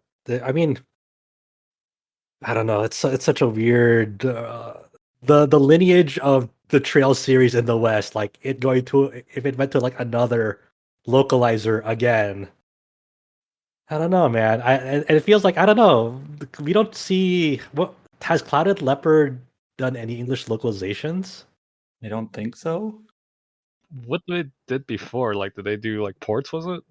Well, They they did do like the Chinese releases, and they even have their own like PC versions of like Trails of Cold Steel 1 and 2, which is I find kind of weird. Like it's literally like a separate listing, Yeah. but I guess Like, that's how licenses and regions work sometimes. like on Steam, you have to like make sure that if you're getting like the English Trails release, make sure it's the English Trails release, not the Clouded Wait a Leopard second. version. Wait a second. So who did the Earth Defense Force World Brothers localization? I thought D3 Publisher just does it on their own. I don't actually follow it that closely. Because I just went on Clouded Leopard's website. First off, the website is in English, so there's that. Second, they are listing games that they're selling that have like English in them. So I'm not sure if that's just for the Chinese market, because Hong Kong has a lot of English speakers there, so maybe that's part of it. I don't know, but who knows? So, But would you guys do you guys think that's likely for them to jump ship from NIS America to Clouded Leopard though? They ever done it once before. I Well, we will do it again. I will Okay, say that Falcom are definitely, if one thing, they are cheap isn't even necessarily the best word, but if they can save a buck or make things easier for themselves, they will go for it. So if Clouded Leopard went to them and said, "Hey, we're already doing all of these like ports for your previous games," what I could see happening could maybe be something similar to what happened with Xseed and Falcom, where they had right of first refusal, but then they refused to do Tokyo Xanadu. And after that gave Falcom a reason to go with NIS America, who had been trying to get Falcom's properties for years before then. Like Kondo has said that he wants Crossbell to be localized, and while I'm sure many fans don't really care that much about an official localization at this point, considering the Geofront translations being as well received as they are, I wouldn't be shocked if Cloud Leopard was like, "Okay, we'll localize our like ports of Zero and Ow, and if you let us also do the localization for Kuro and Hajimari or something like that." It wouldn't shock me. I don't know. I have a question about this trailer. Yeah. So at the end of Hajimari, I know there was this tease for the new engine that Falcom was making. Is Kuro no Kiseki entirely in that engine? Yes. Yeah, because my main takeaway when I saw this trailer was that the character models look really good. The artwork is especially good. It's Katsumi Inami who did like the Star Ocean remaster, the Crossbell series. Didn't he also do some Fire Emblem project? Oh, Ys VII. I thought he did it on Heroes or something. Maybe I'm mistaken. Maybe. But they show off a lot of the action battle system. They show it shows all 8 of the announced main party members along with the cameos that we mentioned. I will say though that the environments are still a little bland and empty, but maybe that's like they weren't focusing on that, so like maybe that's fine. Yeah, I did notice it. Just as a foundation, as a concept, I think this game would always be technically scuffed because it's entirely on a new engine. So it's kind of like their first go at it. So I imagine future installments will be more refined and they'll have like a better handle of like the engine that they made, you know. So this I fully expect this game to be like have some weird technical quirks because it is a not only did they build a brand new engine, but they built like a game for that engine. But there's a couple scenes in the trailer where it shows like the characters running through that main city, which I forget what it's called. It was detailed in one of the earlier marketing pushes. But it actually seems like I don't know. It's like welcome to the to last gen Falcom. I feel cynical saying it, but it does look nice compared to like how empty some of the streets are. Where in some So of this is the really yeah. This game is really funny also because it's not only just Hajimari that like you need to get through. After Hajimari, there's a story DLC that was like a visual novel almost that released for Hajimari like I forgot how many weeks or months later, and that's relevant too. Like you absolutely need that knowledge now going into Kuro like for some of the things that like they showed off in there in that trailer. So much It from was- starting anew. It's yeah, well, yeah, Well- it seems like basically this is a continuation of a linear story. If you want to go in and understand things as intended, you're going to need to play through the older games. That's just kind of how it is. Should it be that way? That depends. But yeah. Like I feel like sometimes like with the Trails game, it's like it's better to have that knowledge, but I feel like people made it like mandatory sometimes, which is the fan base wants you to do. But I feel like Well, I wouldn't say it's absolutely mandatory, but there are definitely going to be things that like as you play through it, it's like, oh, who is this person? Why are they doing the things they do? I barely even got to know this person in this game. That's weird. And then so it's well, kind the of worst part is like in Cold Steel 3 and 4, it's like there'll be like these little flashbacks, like this is that reference we're mentioning about. It's like they gotta rub it in your face all the time. Well, the And weird thing about Cold Steel 3 and 4 is that 1 and 2 are divorced enough that I think you could say you can start with Cold Steel 1 and 2, but then by the time you get to 3, you got to like backtrack. Now, if you've gotten this far, now you have to now you have to go back. Like I take back what I said. it's like So I really didn't like they did that in like 3 and 4 because it's like well these are these references, like well if the fans been playing this series for this long time they would know these references, and they shouldn't be jumping in the third and fourth game of like the ending arc. It's like you wouldn't go into movie theaters watching Avengers right, Endgame exactly. as your first movie from the Marvel franchise, right? East America and Kondo himself told me Trails of Cold Steel 3 is the perfect starting point. Oh yeah, yep. You can Gotta totally sell your start game there. somehow, man. So- Being less cynical. It's one of those things where it's like if you want. Well, I guess this is me using a little bit of speculation. Like you can start here as long as you have the understanding going in that you're going to have to like inference things that you are expected to be knowledgeable of, but you just simply won't be. Like, Yeah. If you're flexible enough and willing to be in the dark on things like that, like you can make yourself. Like I think I mentioned in a previous podcast that I played Xenosaga 2 before 1, and I still enjoyed it. But then, of course, my first instinct after that was like, all right, time to go back and play the first one, and that's the reason I'm playing Zero and Azure now, because I want to have that knowledge before I go into Cold Steel 4, before I go into hopefully a Hajimari localization, because I just feel like if I want to get the intended experience, I have the desire to do this, like because I know it will improve my enjoyment. So, well, I don't know. I expect that it will. You get But yeah, ruined this by trailer, the it's only hype. I mean, like it looks cool, right? Like that. At Yep. least you can definitely say from that trailer, it's like, oh, that looks like a really big step up from the yeah. Cold Steel 3 and 4, like with the technology they were using there. Like it looks way fluid. The movement looks awesome. I'm really excited to like meet these characters and see what they're all about. Like in some ways, yes, it is definitely a breath of fresh air after the Cold Steel saga for sure. Mhm. Yeah. When was the first Cold Steel one came out? 2012, was it? 12 or 13, yeah, I want to say. We've been stuck in the same series for 7 years, and it's like Wait, yeah, 2012 is more than 7 years ago. Yeah, well, but I guess then talking about Cold Steel 4 is the original state. You're right. yeah, 2019 is when it Yeah, came out it's in Japan, so. 2013 for 3 and Vita in Japan for Cold Steel. So yeah, you're right. Yeah, so we're stuck in the series for this many years. It's like, yeah, I feel like I'm playing the same damn game every time when they release it. So I'm like, I want something new, and maybe Let's just this is it. marathon it again, Chow. Let's just like we need to freshen our memories. Let's have a 500-hour marathon relay. We'll be all right.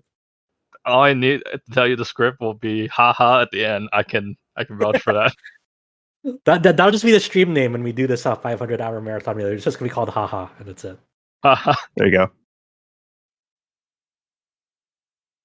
In the last week, we got a mysterious new teaser site for a school-themed RPG called Monark.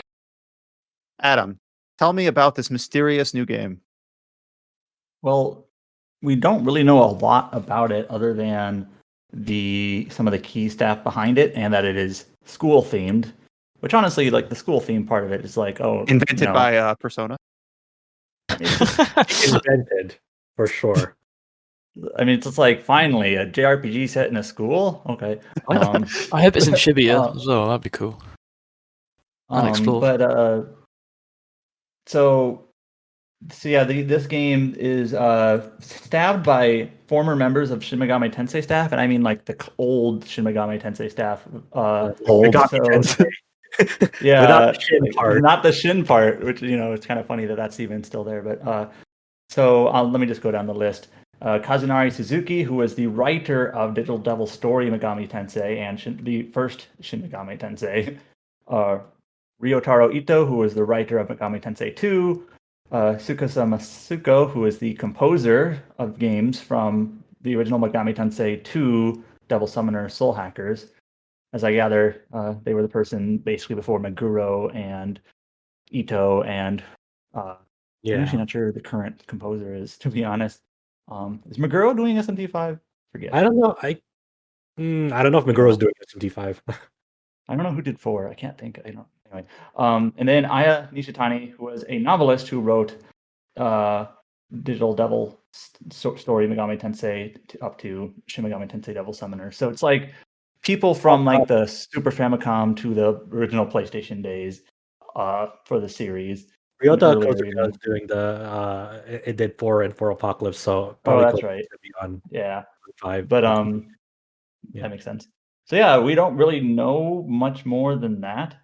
Well, the thing about the names that you listed off is like if you go to the teaser website, those names are like front and center. Like that's part of their marketing push is like literally kind of leveraging their. Well, here's the funny thing. So this game, I believe, it hasn't been officially announced, but I believe there's something in like the teaser site code that implies that it's a title being published by Furyu. And Furyu is a Japanese publisher developer that they've done this before where they attach like names to projects, like kind of like trying to like sell the name as a marketing, like almost like back in the glory days, this was a person who was important sort of thing.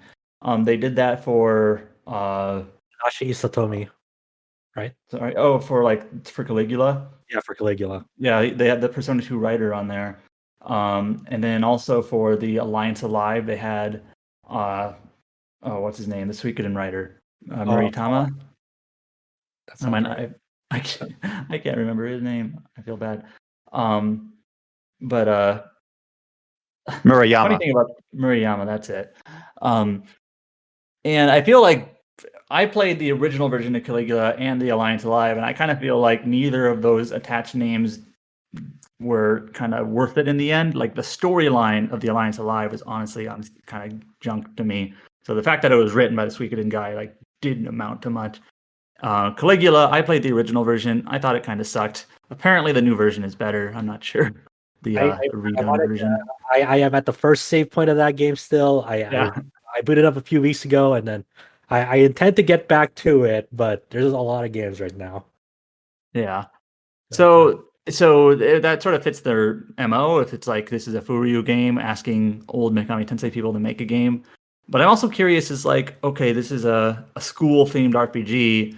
How is it going to be different from Persona or other games that have like high school characters, like yeah, who knows? I mean, the official reveal is going to be within this week on like June 10th in Japan. It'll probably be at Famitsu. Yeah, the countdown says it's 4 days away as of the time of this recording. Yeah, because they initially like revealed this through Famitsu before other outlets and whatnot. And I don't know. We'll see. Hopefully it's something cool. I can only hope for the best. If anything else, at least we'll get new music from Moscow. Speaking of Megami, or do we have any final comments on this? I was going to move on to the related topic. I'll just reiterating the title is Monarch. Oh yeah, Monarch. Yeah, and no other announcements at all other than basically what appeared on the teaser website, a Twitter account that was made for the game, and then kind of what people have been able to sleuth about the publisher behind it. Call a phone number, and then you can have spooky things come out of your phone. I guess one thing I'm curious about is like art style.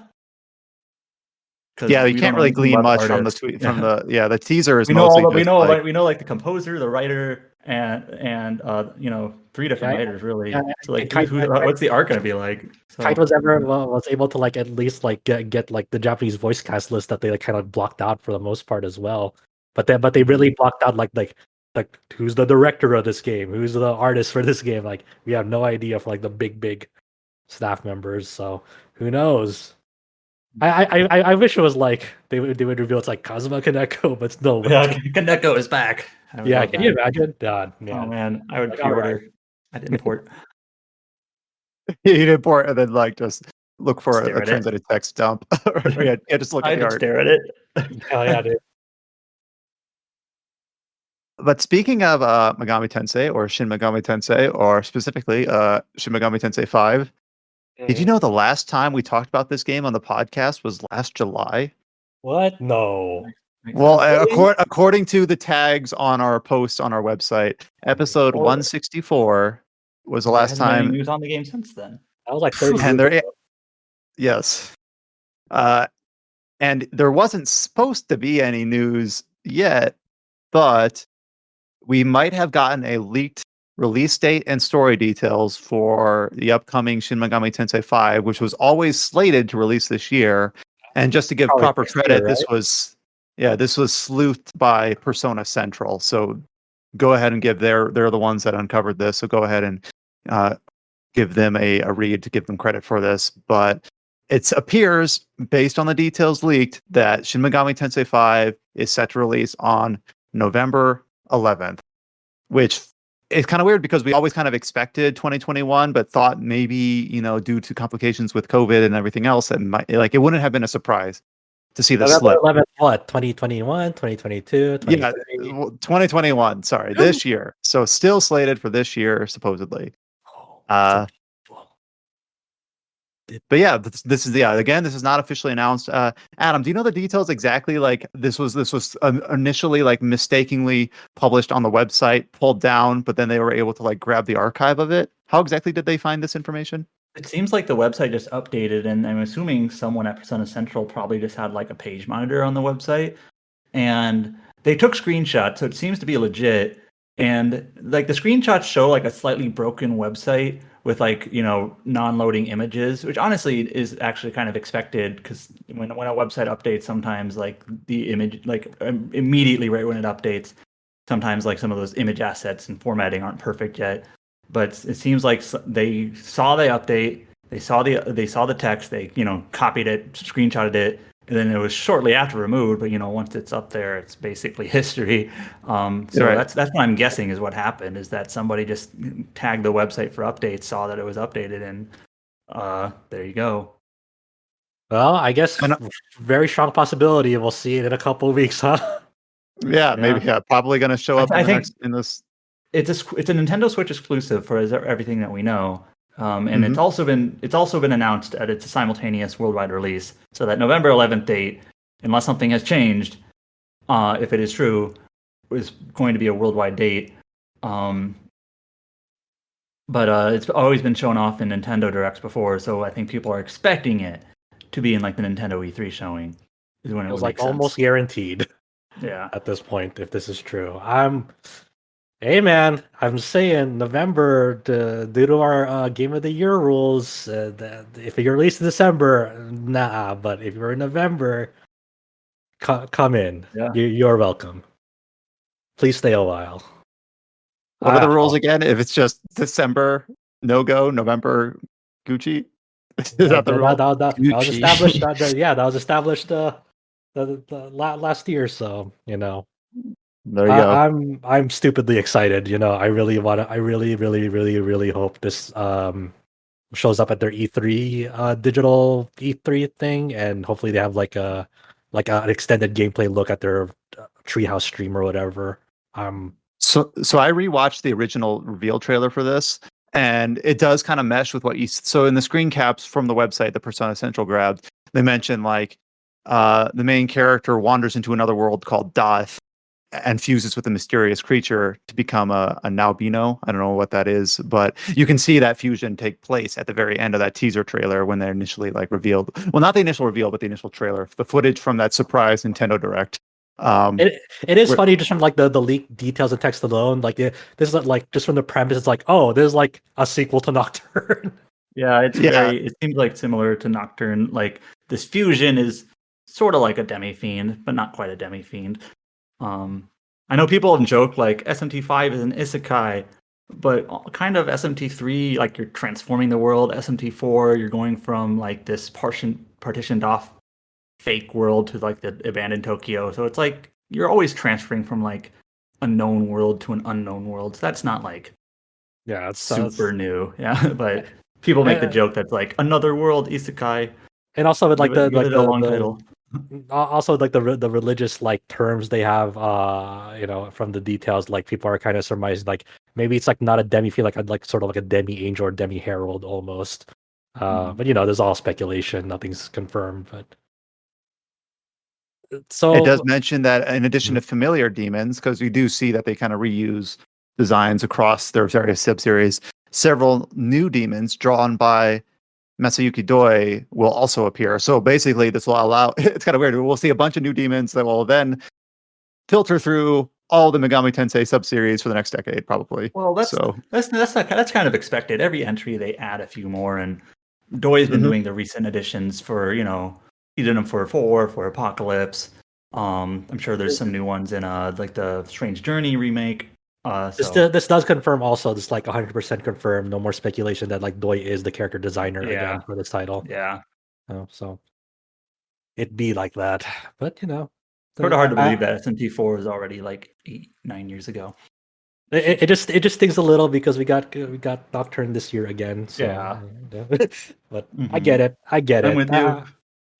Yeah, I'm really looking forward to see what kind of new designs we have for the demons. It says you'll face over 200 demons in this game, which is I think that's a higher roster than Nocturne had. So there'll be a lot. Well, Yeah, I'm just really excited just to see new footage. So I hope in some of the summer craziness that this makes an appearance somewhere. So if the Hopefully website was planned to be updated, maybe that means it's likely. Yeah, I think like in terms of like a release dates, this is near like I think a week before the Pokemon Brilliant Diamond and Sapphire remakes, and I can't believe you brought up Pokemon before Endwalker Early Access. Oh yeah, that too. Yeah. Hey, Pokemon's bigger than FF14. I'm sorry. I only think about the popular things like SMT. Oh, ouch! Tough medicine. I'm just kidding. I love my I know. FF14 friends.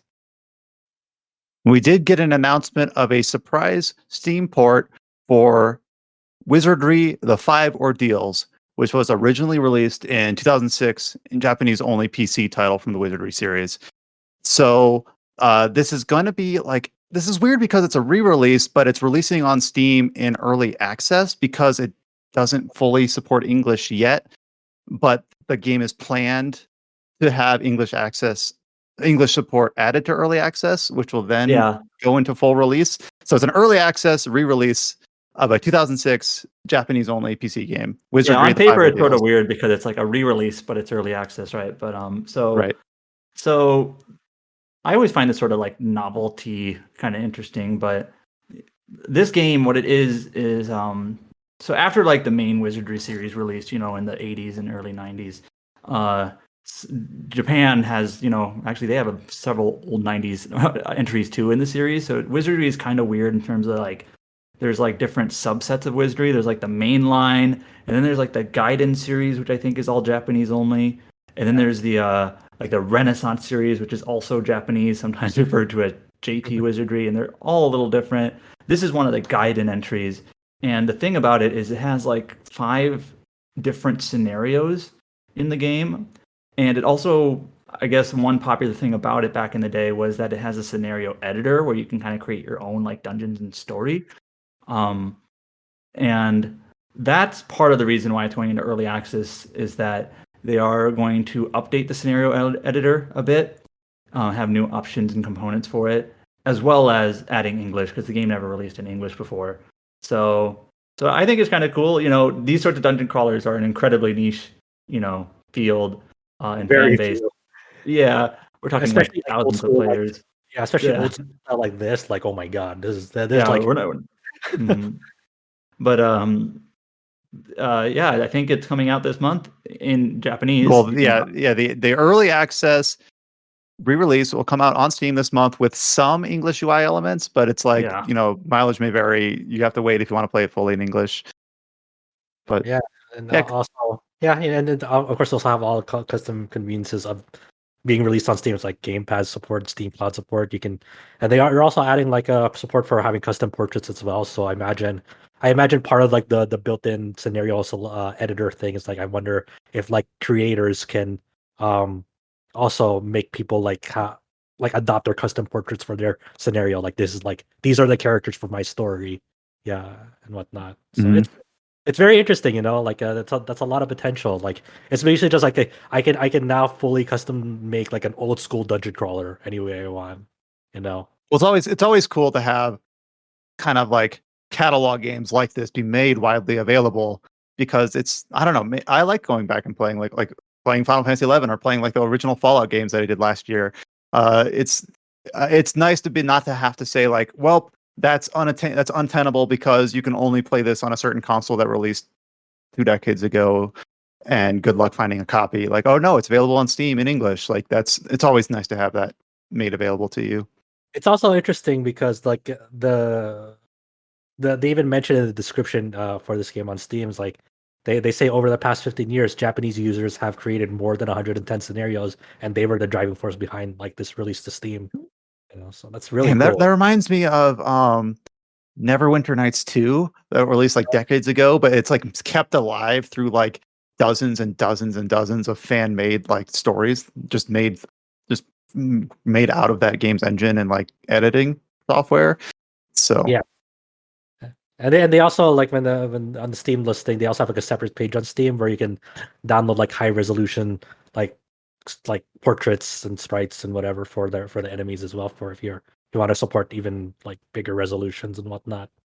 And I know some people kind of don't like the way it's implemented, but Steam Workshop usually is pretty handy for doing like quick and dirty modifications like that, where you just like initiate whichever fan made scenario you want, and I don't know if this is specifically said that it'll have workshop support, but it's the sort of thing where it allows it to kind of have a life beyond its initial release, where you only need like a small dedicated group of fans that will just kind of keep things new and interesting on these sorts of games for way longer past their original intended like expiration date, as much as games have any of those.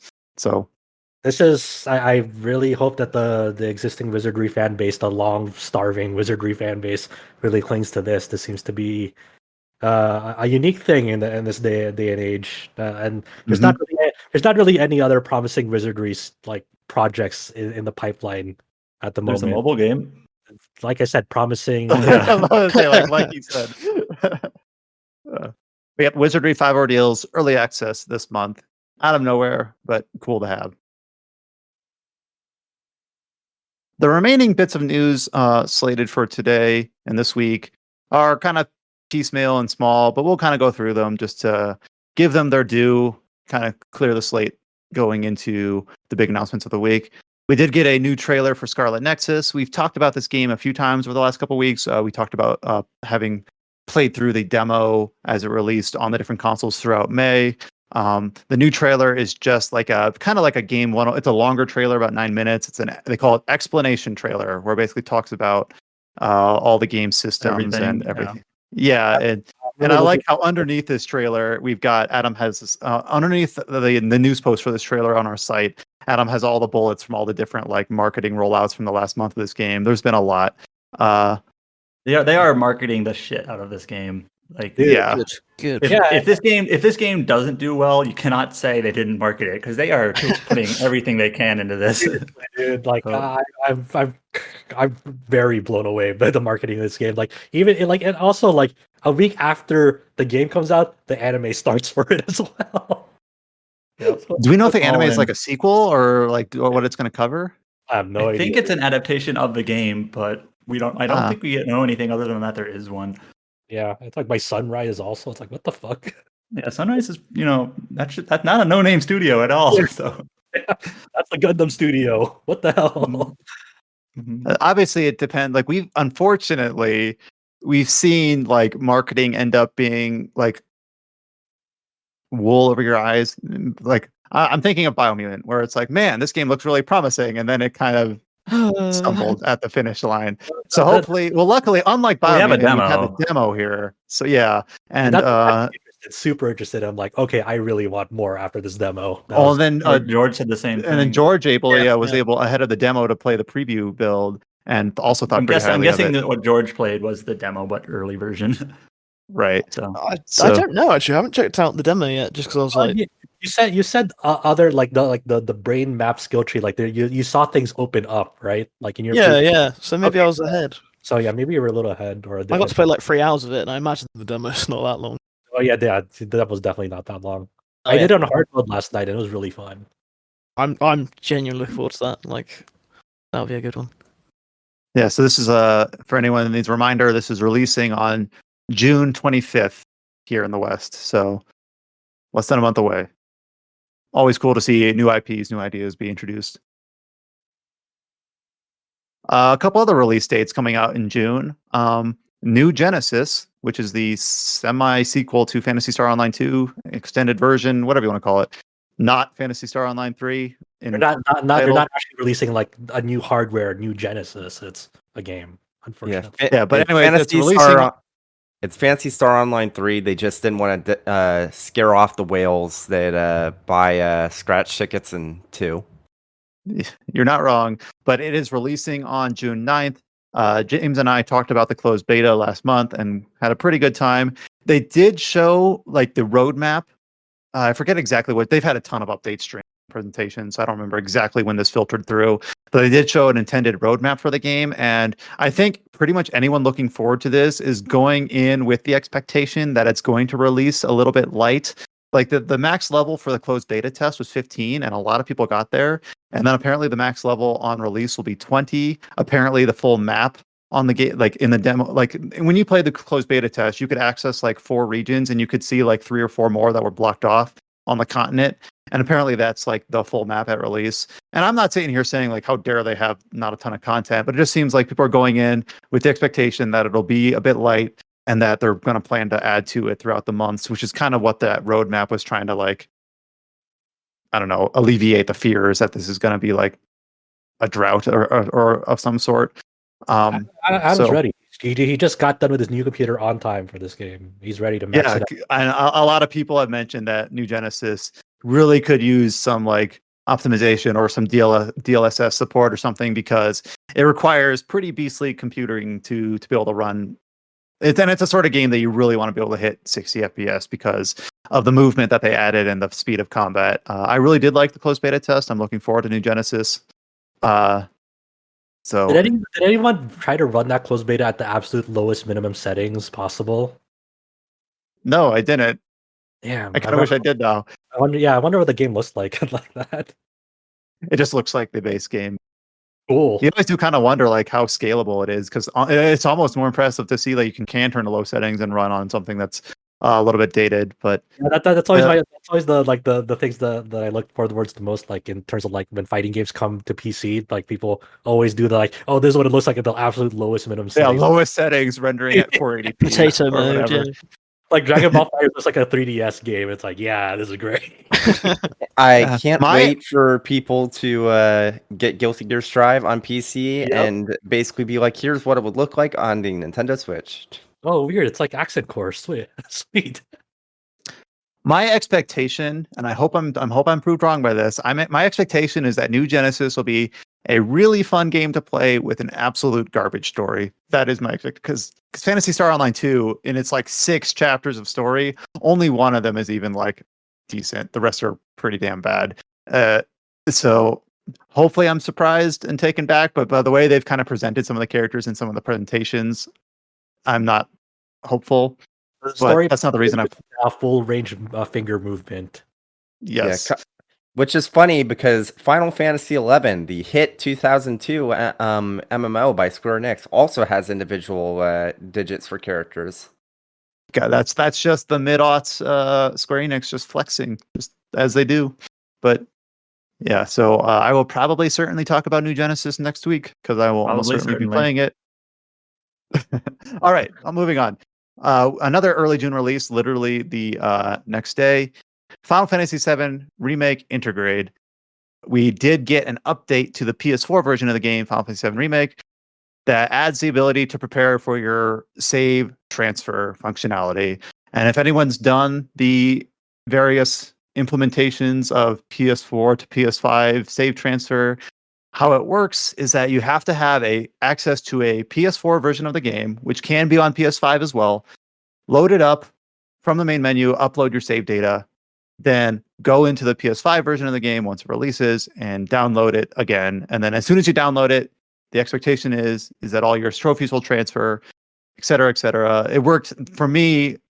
This worked very identically to how the Neo 2 Definitive Edition worked, where you had to have both versions of the game installed on my PS5 at once in order to do the save transfer. Cumbersome, but doable. We did There get apparently news from that now, though, throughout the week. Someone has the PS5 version of this game, and they showed off the most important improvement.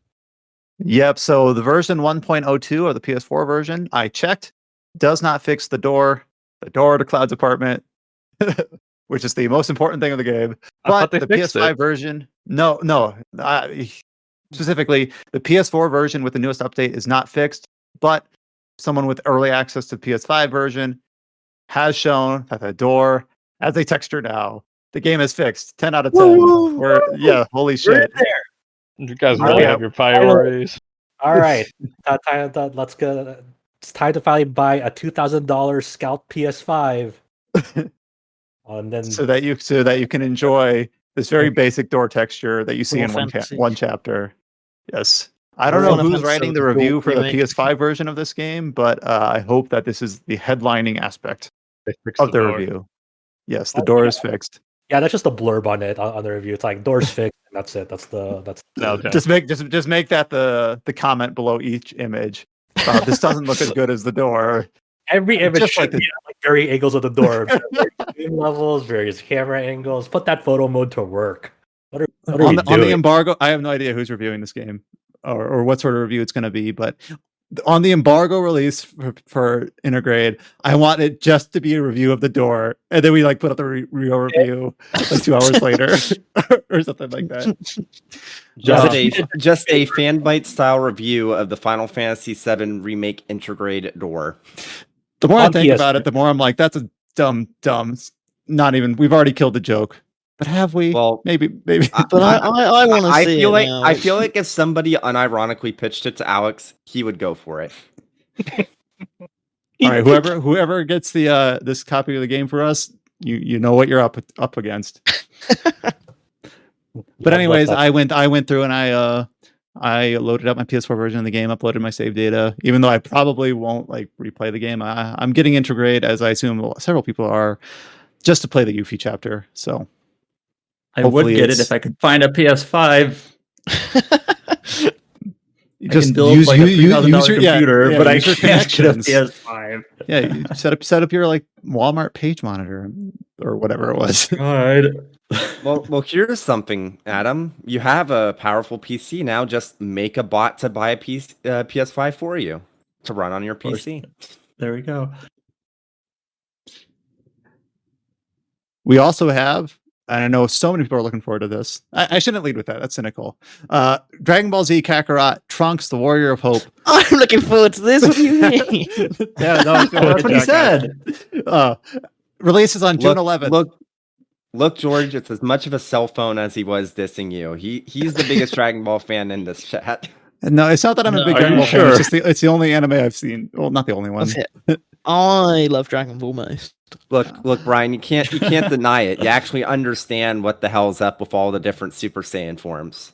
I So do, do I. actually. I'm a big I'm a big Dragon Ball fan. Just Well, not a fan. of Has anyone here been keeping up with the manga, the Super manga? I need someone to explain the difference between like Super Saiyan version 2 and then like Super. Right? Yeah, there's Yeah, a Super there's like- Saiyan Blue, basically. Or, So, originally, the Super Saiyan levels were delineated by grade, which was like whether or not they could hold the form, or this is all the Trunks saga stuff, or the Android saga. And then Super Saiyan Grade 4 became Super Saiyan 2. I think that's how it works. I'll have to look back on that. But yeah, this is kind of interesting because Dragon Ball Z Kakarot came out last January, and we kind of knew that early on that it was going to have 3 DLCs. Here we are, like a year and a half later, and the first 2 DLCs were really, if George can be trusted, quite He can't. limited, quite small. They were just like battle arenas with new bosses. Like, here's Beerus, Yeah. have fun, or whatever. But this one actually took kind of a left turn, and instead of going further into like Tournament of Power or super stuff, they're like, we're going to be focusing on the Trunks OVA about the androids from several years ago. So it seems like they have a lot more effort put into it, and they went to like kind of like a fan favorite part of the story. So I can't fault them for that. I think it just kind of was also a bit unexpected. For me, because I probably will end up playing this. I said long ago that if this feels substantial, I might write up about it and maybe sum up all the DLC as one, if I can be bothered. But I'm excited they're doing it, but I kind of completely forgot this was coming. I am excited, trust me, but I just feel like it would have been better to do something from Super, in my opinion. I think that would have been a bit more exciting. Like even do Ultra Instinct, but then like you just get the argument. I could say, oh, they haven't done that yet, but they kind of have in Xenoverse, and then I could say, oh, well, they've not really done the Trunks bit, but they kind of have before in Saga, and it's just, this is Dragon Ball. It's just doing the same stuff over and over again. As much as I love it, but I hope it'll be good. I think it should be good. I realized I've made a mistake. Super Saiyan 2 was originally grade 5, not 4. 4 was what Goku was when he fought Cell, the full powered one. Yes. I know. Yep. I know. Yep. False Super Everyone Saiyan. following? No. Speaking of Much more CyberConnect simple. too, they have some things going on. They have that Demon Slayer fighting arena game going on. Oh yeah. But they also have there's a tweet from the CEO Hiroshi Matsuyama that was translated into English. He posted up a picture of like these mysterious MP4 files for an unannounced game, and he said, "I keep checking the data for a title they're developing. It's unannounced." And he was moved to the point he burst into tears. There's nothing left to cut and add. It's good as is. What a good Very job you guys Naruto. have done. Let's show this to the world soon. What is it? Naruto, please Get out of here. Never mind. bring it back. Make it Boruto focus. That'll please everyone. Demon Slayer Muso. No. Well, actually, have you guys? There's been a rumor going around. I don't know. You know how rumors go. Is he free? Uh-huh. Apparently, they're gonna do. Arxis are gonna do a My Hero Academia fighter. That's the one that's going around at the moment, and I don't know. I it's kind of the way buy Chao's version of that rumor better. Yeah. I don't know. I don't believe it. It's one of those things where, like, if it happens, I will say I told you so. But if it doesn't, I'll be like, well, that's crazy. If Who such a would've game thought that? existed, I would use the Invisible Girl, whatever her character was. Yeah, I think I can't see the hitbox, guys. so. Well, I don't. Chao was the version of your rumor, so we're not totally blindsiding the audience here. What was the version of the rumor that you shared? Oh, that one? Uh-huh. The time in Ninja series or whatever it's called. I am lost. What? You don't want to know. Context. You don't want to know. It's better not Oh, to know. okay. Google it, I guess. Don't Google it. Do not Google it. Do not It's the same Google for it. work. You guys are gonna be in trouble. And especially do not Bing it. Jeez. Keep the safe search on, I suppose. Oh, boy. So I don't actually. This is not RPG related whatsoever. But I'm not even sure if it's gonna happen. But I feel like a lot of people in the FGC have been like, oh, it can't happen. Like Arxis is working on Guilty Gear and Grand Blue Versus. It's like, first off, you do know that at one point in time they were supporting Guilty Gear, Xrd Rev 2, BB Tag, and Dragon Ball Fighters at the same time, right? And it's not like True. Arxis is a stranger to working on multiple titles at the same time. Like obviously, Strive is about to come out, so they do still work on like supporting it over time. But of course, that's going to be a smaller team.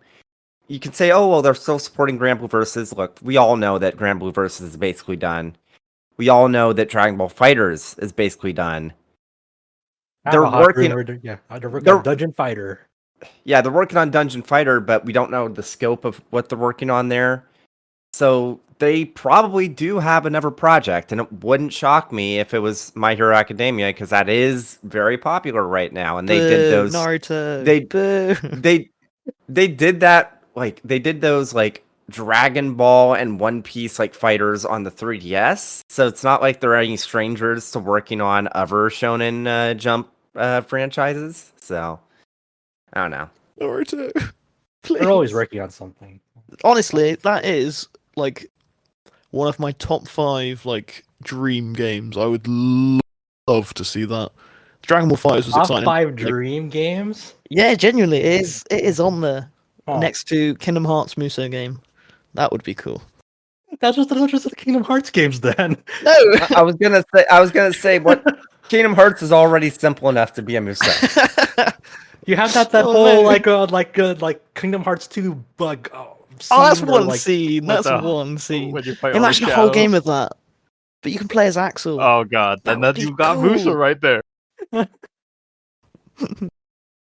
I don't know. We'll see. Anyway, this became an Arxis discussion at CyberConnect too. Sorry, Mr. Matsuyama.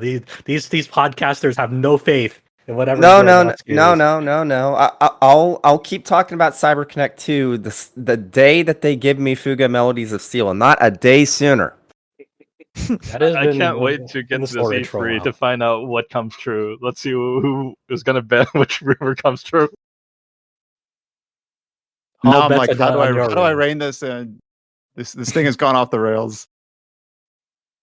Oh, apparently I just have to request it. You guys are also There you polite. go. We're nice, I think. Yeah. We don't All right. bite. We did talk last week about the state of play about Horizon Forbidden West and all the gameplay there, and it had a fighting game finisher on it. There you go. There's the connective tissue. But missing from that presentation was any inkling of a release date. However, since then, there has been a PlayStation Blog interview with Herman Hulst of Sony that went over a bunch of different topics, some of them more contentious than others.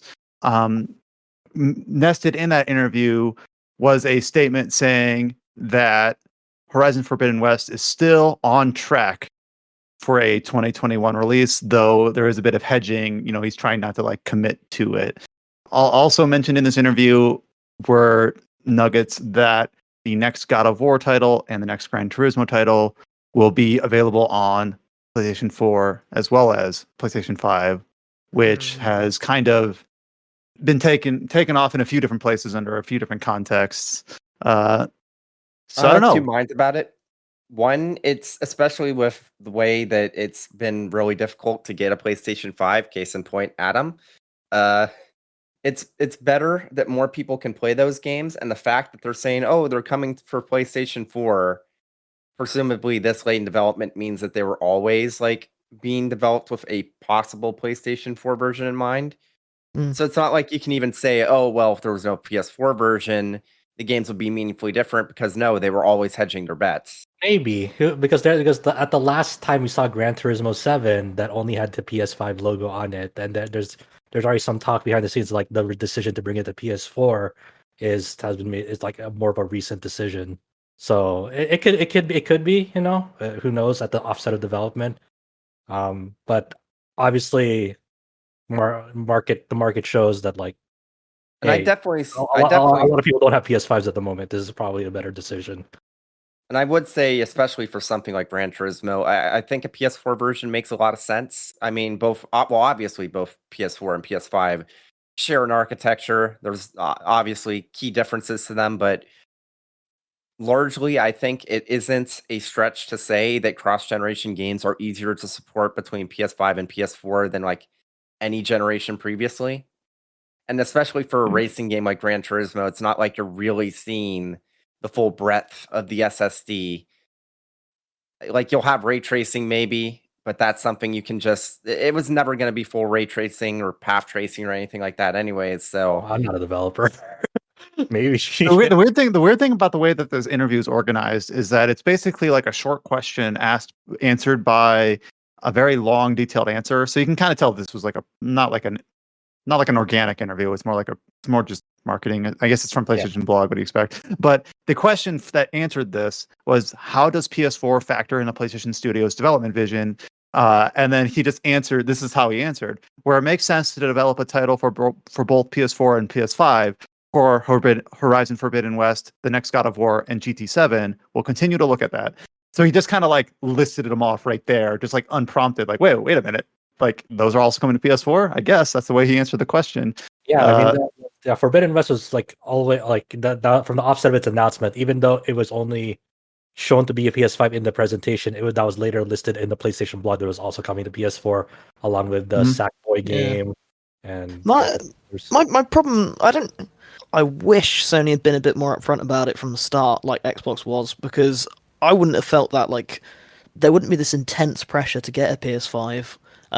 And yeah, it's cool to have like slightly faster loading times, and I'm sure the games will be better on PS5. But it's like, I don't know, it just takes a bit of the magic out of it a bit. I know they've got stuff like Return and Ratchet, but it's like, I don't know. I'm a bit mixed. It's the fact that like to me it seems like the news itself that God of War and GT7 are coming to PS4 isn't like, it's like, okay, that's understandable, I get it. It's just the fact that we learned about it like this with like, it's not like they lied, but it's just like they kind of like smoke screened it. We're like, oh, by the way, yeah, it's coming to PS4. Don't think about it too much. I know, it's just kind of like you guys are totally right, and I think I remember last year when Microsoft and Sony were starting splitting up their marketing cycles for these next gen machines and whatnot.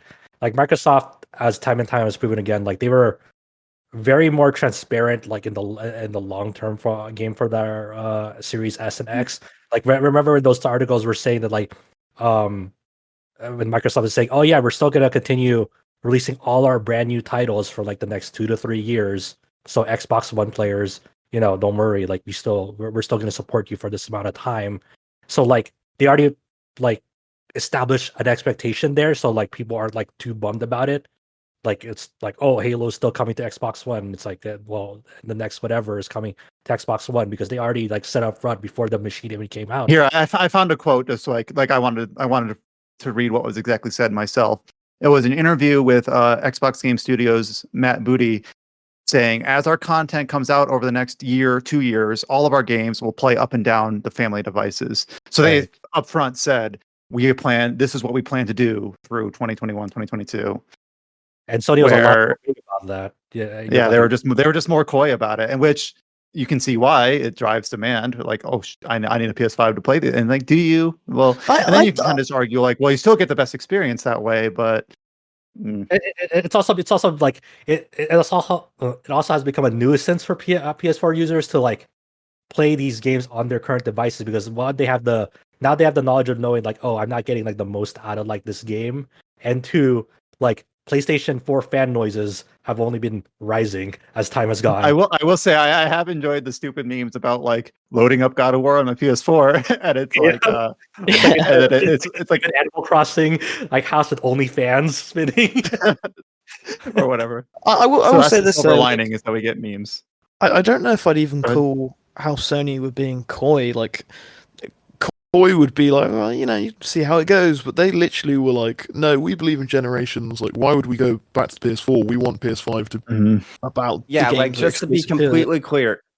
Just to be completely clear, it was a marketing response to Microsoft saying that they were going to support the Xbox One for another 2 years, and it's like, And it people worked. people are rightfully giving Sony shit for this because they laid an expectation in response to what Microsoft said they were doing, and it turns out that both Sony and Microsoft are doing the same thing. Just Sony was trying to get brownie points by giving the illusion that they were going to have only true next-gen experiences. Yep, trying to appeal to that crowd of like and they elite gamers that want their console to have like I guess I sound like that a bit, but my problem isn't with that. Like I said, it's more expectation. I paid £500 for this big monolith, and I'd like I want to show it off a bit, and then You can show them the Yeah. FF7 door, dude. There you go. true, Yeah. true. but George, have the you thing played is Returnal that yet? Yeah, I really liked Returnal. I haven't finished it yet though. It's on the back. I think it's like one of those games that like I'll come back to again and again as time goes on, because like Yeah, I definitely. do genuinely like I just want to like play for like half an hour, and sometimes Returnal gives me that, but sometimes it's like, oh, this half hour turns into like 2 hours. Shit. When they add saving, I'll come back and I will finish it then. For You think now, they'll I add don't have time. Do you think they'll ever add saving though? No. Alrighty, answers that. the thing is they didn't even need to they could have just leveraged the strength of their IP instead of this weird marketing response thing. They could have just said like only place to play Ratchet or God of War, like instead of, I don't know. I feel like they could have approached it in a more honest way. But that's the thing, right? If they say that before the console launch, that's potentially less consoles being sold, because you already laid the expectation that like, oh, these games are coming to my device anyway. Why do I need this right now? They in some ways it's kind of deceptive marketing. Like that's as we were getting back to, it's like that they did that to drive up demand, and as you can see, like even though both devices are still hard to find, like PS5 feels like the one that like people are fervently like trying Yeah, to like. it's a notch above, but Yeah, I could probably find the Xbox Series X in Canada at least sometimes, but the PS5 is non-existent. I don't want to dwell on this too much because like eventually in a year, 2 years, we'll be out of the cross-gen period and this will be history. But it is kind of like frustrating in the moment. The last couple news bits here are pretty small ones, but one of these especially, I think we've kind of been looking forward to, just because it is like a success story of the top tier imaginable. Sakuna And of Rice and clearly, Ruin. God damn it! I was going to make a joke about clearly. Tellular Ryza shows that even long-running small franchises can have a breakout success. All right, no, that. I guess that's perfect because both of these are success stories. Sakuna of Rice and Ruin has surpassed 1 million units shipped worldwide, which I think they said that the initial intent was to sell 30,000 units. Yeah. So that is an insane success story made by like 2 or 3 people. It was Adam's game of the year last year. It's just, yeah. Josh didn't like it much, did he? I liked it, like, but I said there are definitely like things that I didn't like about it, but that doesn't mean that like I hated the game. I enjoyed my time at the game. Like Josh, could you not get into rice farming? Look, rice farming like is difficult, man. It's breaking work. It is. And one thing apparently I didn't. This game sold 1 million worldwide. Now, usually when it comes to like Japanese games, the majority of sales are like the worldwide sales, just because of market size, right? But for this game, I believe it sold 600,000 in Japan and 400,000 elsewhere. And that's a little bit unusual because, like, obviously Japan's a much smaller market, but it's that's the type of game it is, right? It really hones in on this very particular aspect of Japanese culture, rice farming, and it's one of those things that GI Biz actually did a really nice interview on this when it released. That like, I think I might have mentioned this in a previous podcast too, where like obviously rice is a very common part of a typical Japanese person's diet. But a lot of people don't know like the specifics of like how it's done. And, it's a trade that people learn. And so that was something that apparently was very, very interesting to the people there to like simulate it, to play it, and to see it in a game. So I think that's really cool. I do remember seeing people talking about how there were people that after like playing Sakuna, they actually got into trying to grow rice themselves, and all that entails. And it definitely seems like it kind of became like seeing this like indie success. It kind of just blew up because a lot of Japanese players were like, hey, this is really cool. And this is something that's very inherently like Japanese down to the roots, quote unquote. Yeah, Ha, ha, ha. mythology. Yeah.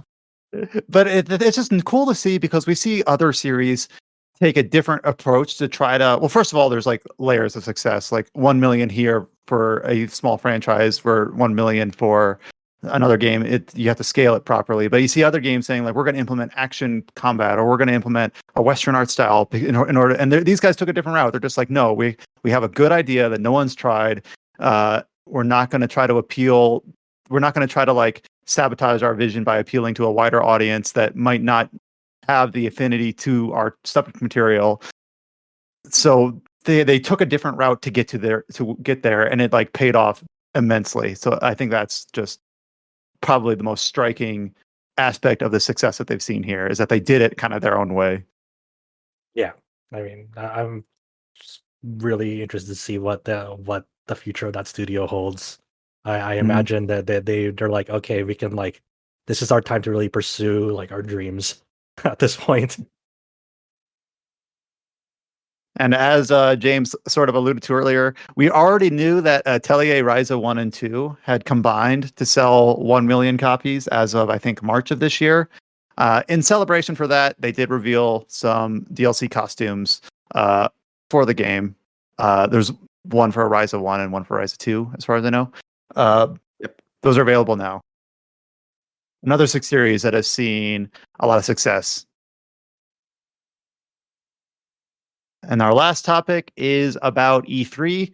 We already kind of talked at the header about the streams that are starting next week, starting with the Summer Game Fest, followed by pretty much every publisher under the sun having some sort of streaming event of some sort. People have made a ton of different tables online trying to lay out the timings for the time zones and what's being hosted where and where each publisher is going to show up.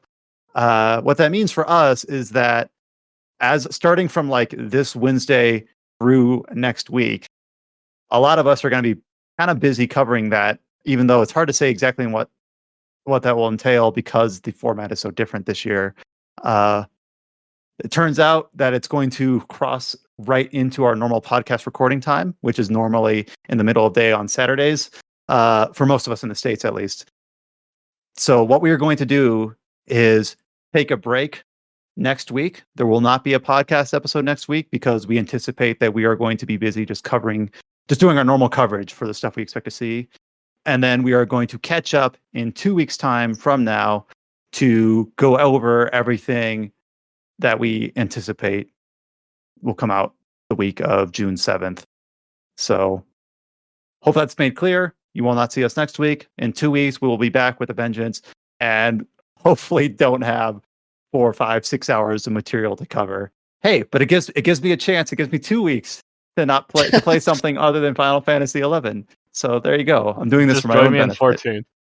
No. So all the comments of I'll get back to that next week or whatever.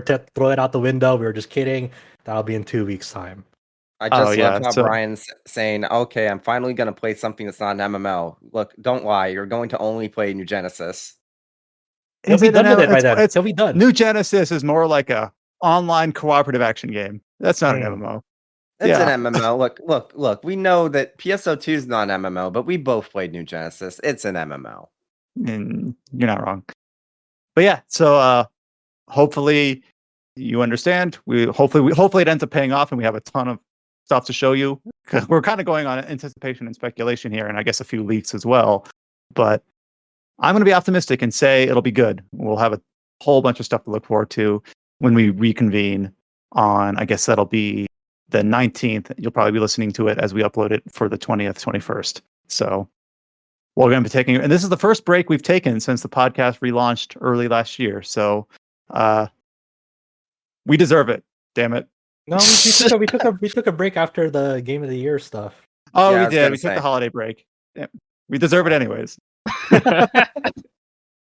All right. So with that, I'm going to start doing the sign off wrap up. You can read about all of the stories that we talked about up on our website. I'm going to call out again the Neo, The World Ends With You preview that Cullen did on our YouTube channel. Do give that a look. He did a great job with it. All of the news about Wizardry, about the Shin Megami Tensei leak, about the Legend of Heroes trailer, all of that's up on the website. You can join our Discord channel at discord.com/RPG site or the link at our homepage. Follow us on Twitter, twitter.com/RPG site, and also our Instagram, instagram.com/RPG site. So we post it. We've been doing a pretty good job kind of keeping all of those streams flowing with all the different previews and coverage and news that we've been covering over the last month. And you'll hear from us not next week, but in 2 weeks. So if you took some time off, I applaud you for it. Enjoy. Hopefully we end up hearing something that you're excited about. I'm looking forward to it. Until next time, take care, stay safe. See you then. Have a happy E3, everyone. Maybe we'll finally see the Switch Pro.